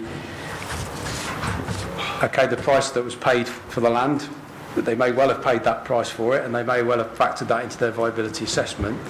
But it's normal practice when you do a viability assessment to work out the value of the land should take into account the requirements of planning. We do this with things like Section 106 requirements, affordable housing contributions, etc. And design considerations are also part of that. And given that there's a presumption in favour of retention of non-designated heritage assets, that's a requirement of planning which should have been taken into account with whatever was paid for the land. So just because the gentleman has paid this amount for the land doesn't mean that it's a reasonable amount that he has paid. So those are the various things that you need to take into account when you debate this and come to your conclusion. Okay, thanks Phil. Okay, debate. Councillor Fitzgerald. I'll jump in first, Chair, this time. So, again, it's another one of these on-balance things. It's awkward that Daniel sat next to me when I'm about to diss his report. The fact of the matter is, for me, this property... Well, I'll start with all these properties can't be saved. Just because something's old, it doesn't mean to say we need to keep it forever until it crumbles. I'm all for architectural heritage, and we've got plenty of it, which is what the point I'm coming to. This is not special. It's not rare. I think you used the word rare. This is not a rare property. English Heritage have made no comment, but even better, the parish council have made comment that said this should go and be replaced because it's not been in use. So it's not rare, it's not special. It's a shame when you pull old buildings down, but what happens with the old buildings? You recycle them and reuse. So I do disagree and agree with Roger that actually it is just the next phase in its life. And the surgery is quite acute that is needed because however long it's been there, it just doesn't stack up today. And if you're retaining some of the materials as much as you can, that is keeping some of that historical aspects. The impact on the conservation area, I've heard the parish council say it'll improve it. Well, of course it will. Oh, sorry, sir. That's took her out of debate now. She can't take part anymore. Oh, sorry. Have you read it? Have you read it? No. You must not approach Okay, it. that's fine. Yeah. Did you read any of that? I didn't really not register it. Right, okay. Can I just, Chris, are you okay for Councillor Gypsy to stay or remove herself from this? I think on this occasion I'm not offended, but I'm surprised that a member of the public should do that. But he Probably doesn't know the rules. Sorry, Chair. What I need to know is can Councillor Skipstead stay and debate on this? Yes, because she hasn't read it, she said. I Thank you. Right. Sorry, Councillor Skipstead. It wasn't your fault, but it happened to me at one before, and it's a no-goer to go anywhere near a committee with a piece of paper, because we can't have all shared and read that, and that could have been anything. Yeah, I didn't understand. All right, so I'm sorry, but you should have asked, but it's done. But luckily, you didn't read it, or we would have been in trouble. Right, fair enough. So carry on. I'm nearly finished anyway. So I'm hearing really from what the parish council said and others have said, the impact on the conservation area will be improved as this property is replaced. Now fine, we could sit here and argue about the cost of refurbishment till the cows come home, and there are finite costs, but if you take into account the previous conservation officer's comments, I think as Roger articulated and I made mention to, you start to build a picture of everybody other than Daniel and maybe the tree officer, but who's not here, saying it's got to go really, and it will be better rebuilt to a modern home for a family, which will improve that area. And I think in my head, that's where I'm at. I respect what Daniel has to say, but I'm also of the view that, as I've said, not everything can be saved. And I think in this case, on balance, which is, again, we're back to these balancing things, I would rather see it put back into use and improve the street scene and made into a habitable family home. Thank you, Chair. Thank you. Councillor Rush. Yeah, like Councillor Fitzgerald, there is one of these in the balance ones. You know, I can see both sides. You can see the heritage part of it. But when you go and visit on site and you go walk through and you see all the roots coming up through the non-existent foundations, it makes you wonder if it's better to be knocked down the side again, use the original materials and make the whole area look better than what it is at the moment. Thank you. Thank you. Anybody else? Sure. Okay. Well, as a chair, you'd imagine I'd probably say, well, rules is rules. And, you know, we're trying to stick with policy. We start to try to stick to rules. In this case, the rules haven't been followed because they felt they didn't need to. Fair enough. That's their right. And officers obviously want to see the proof of it's not viable, as it seems to say on that. Having said that, and again, I'm going to say on site visits, as you did, Councillor Rush, if you haven't been to see it, I don't know how you can really judge it, but yeah, you've had to see the state of it.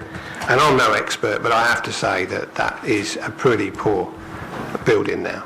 And the back end is an absolute eyesore. That brick, where they must have built that, where they bought that from, I don't know. But the brick eyesore at the back will be of no loss if that's gone. And I think, as has been said by Mr. Dadge, if the rear is faced as a stone face rather than that horrible brick that's there at the moment, that can only add to the beauty of the area. And you've got to take into account the Linton Parish Council in the fact that they live there, they're the parish, you know, that they discuss these things, and they see that there's no future in the present building. It is a shame. I have to agree, it is a shame. But I don't agree on balance that it should even be on the list. I don't think it's worthy of that from listening to everything that's been said. So I would probably go against officers on this case and suggest that this building is, or the application is approved, and you know, urge if that's what happens, urge the owner and the developer to build it to, which I'm sure you will, to a lovely standard to beautify the area. Thank you. Councillor Rush. I don't know whether we can say it. I would also ask the owner to chat with his neighbour to see whether they can help do something, you know, to mitigate the problem. It's probably not, I know it's not a problem, it's planning application, but it's just a comment to say perhaps whether they could chat to him to see if they could help to improve the end wall of number 4 before they build something else next to it. Well, you can ask it, can't you, at the end of the day? It's not what's before us, but hopefully you can come to some sort of mutual agreement. It sounds like a friendly pair. Yeah, if you could come to some sort of agreement. Thank you. Any more debate? Should we go for proposal then? Yeah. Do you want to go proposal, Councillor Fitzgerald? Much to the words that you expressed, Chair, I would also agree with you that we approve this application against officer's recommendation for refusal, because we don't agree that on balance that the information the applicant has provided is lacking, whilst it could have been better. On balance, it convinces us that actually it should be demolished and rebuilt. Is there a condition on the stone, by the way, or the reuse of materials? Yeah, if officers could we leave that to officers? Where possible, that as much of the site is actually reused. Yeah. Obviously, you can't 100% guarantee that, but I think that if there's made a commitment, which is what we're hearing, Chair, then we can... I'm assuming in that area they'd have a type of stone, type of slate. Yeah, they'll have to replace some, all right, but where possible, can you reuse it? Yeah. Thus keeping the historical aspects. Yeah. Is that enough for you, in terms of the reason? Yeah, that's fine, isn't it? Yeah, that's all good. So we have a proposal, which is a valid one. We need a seconder. Councillor Anton seconds. So we'll go to the vote. All those in favour of the application and that proposal, green card.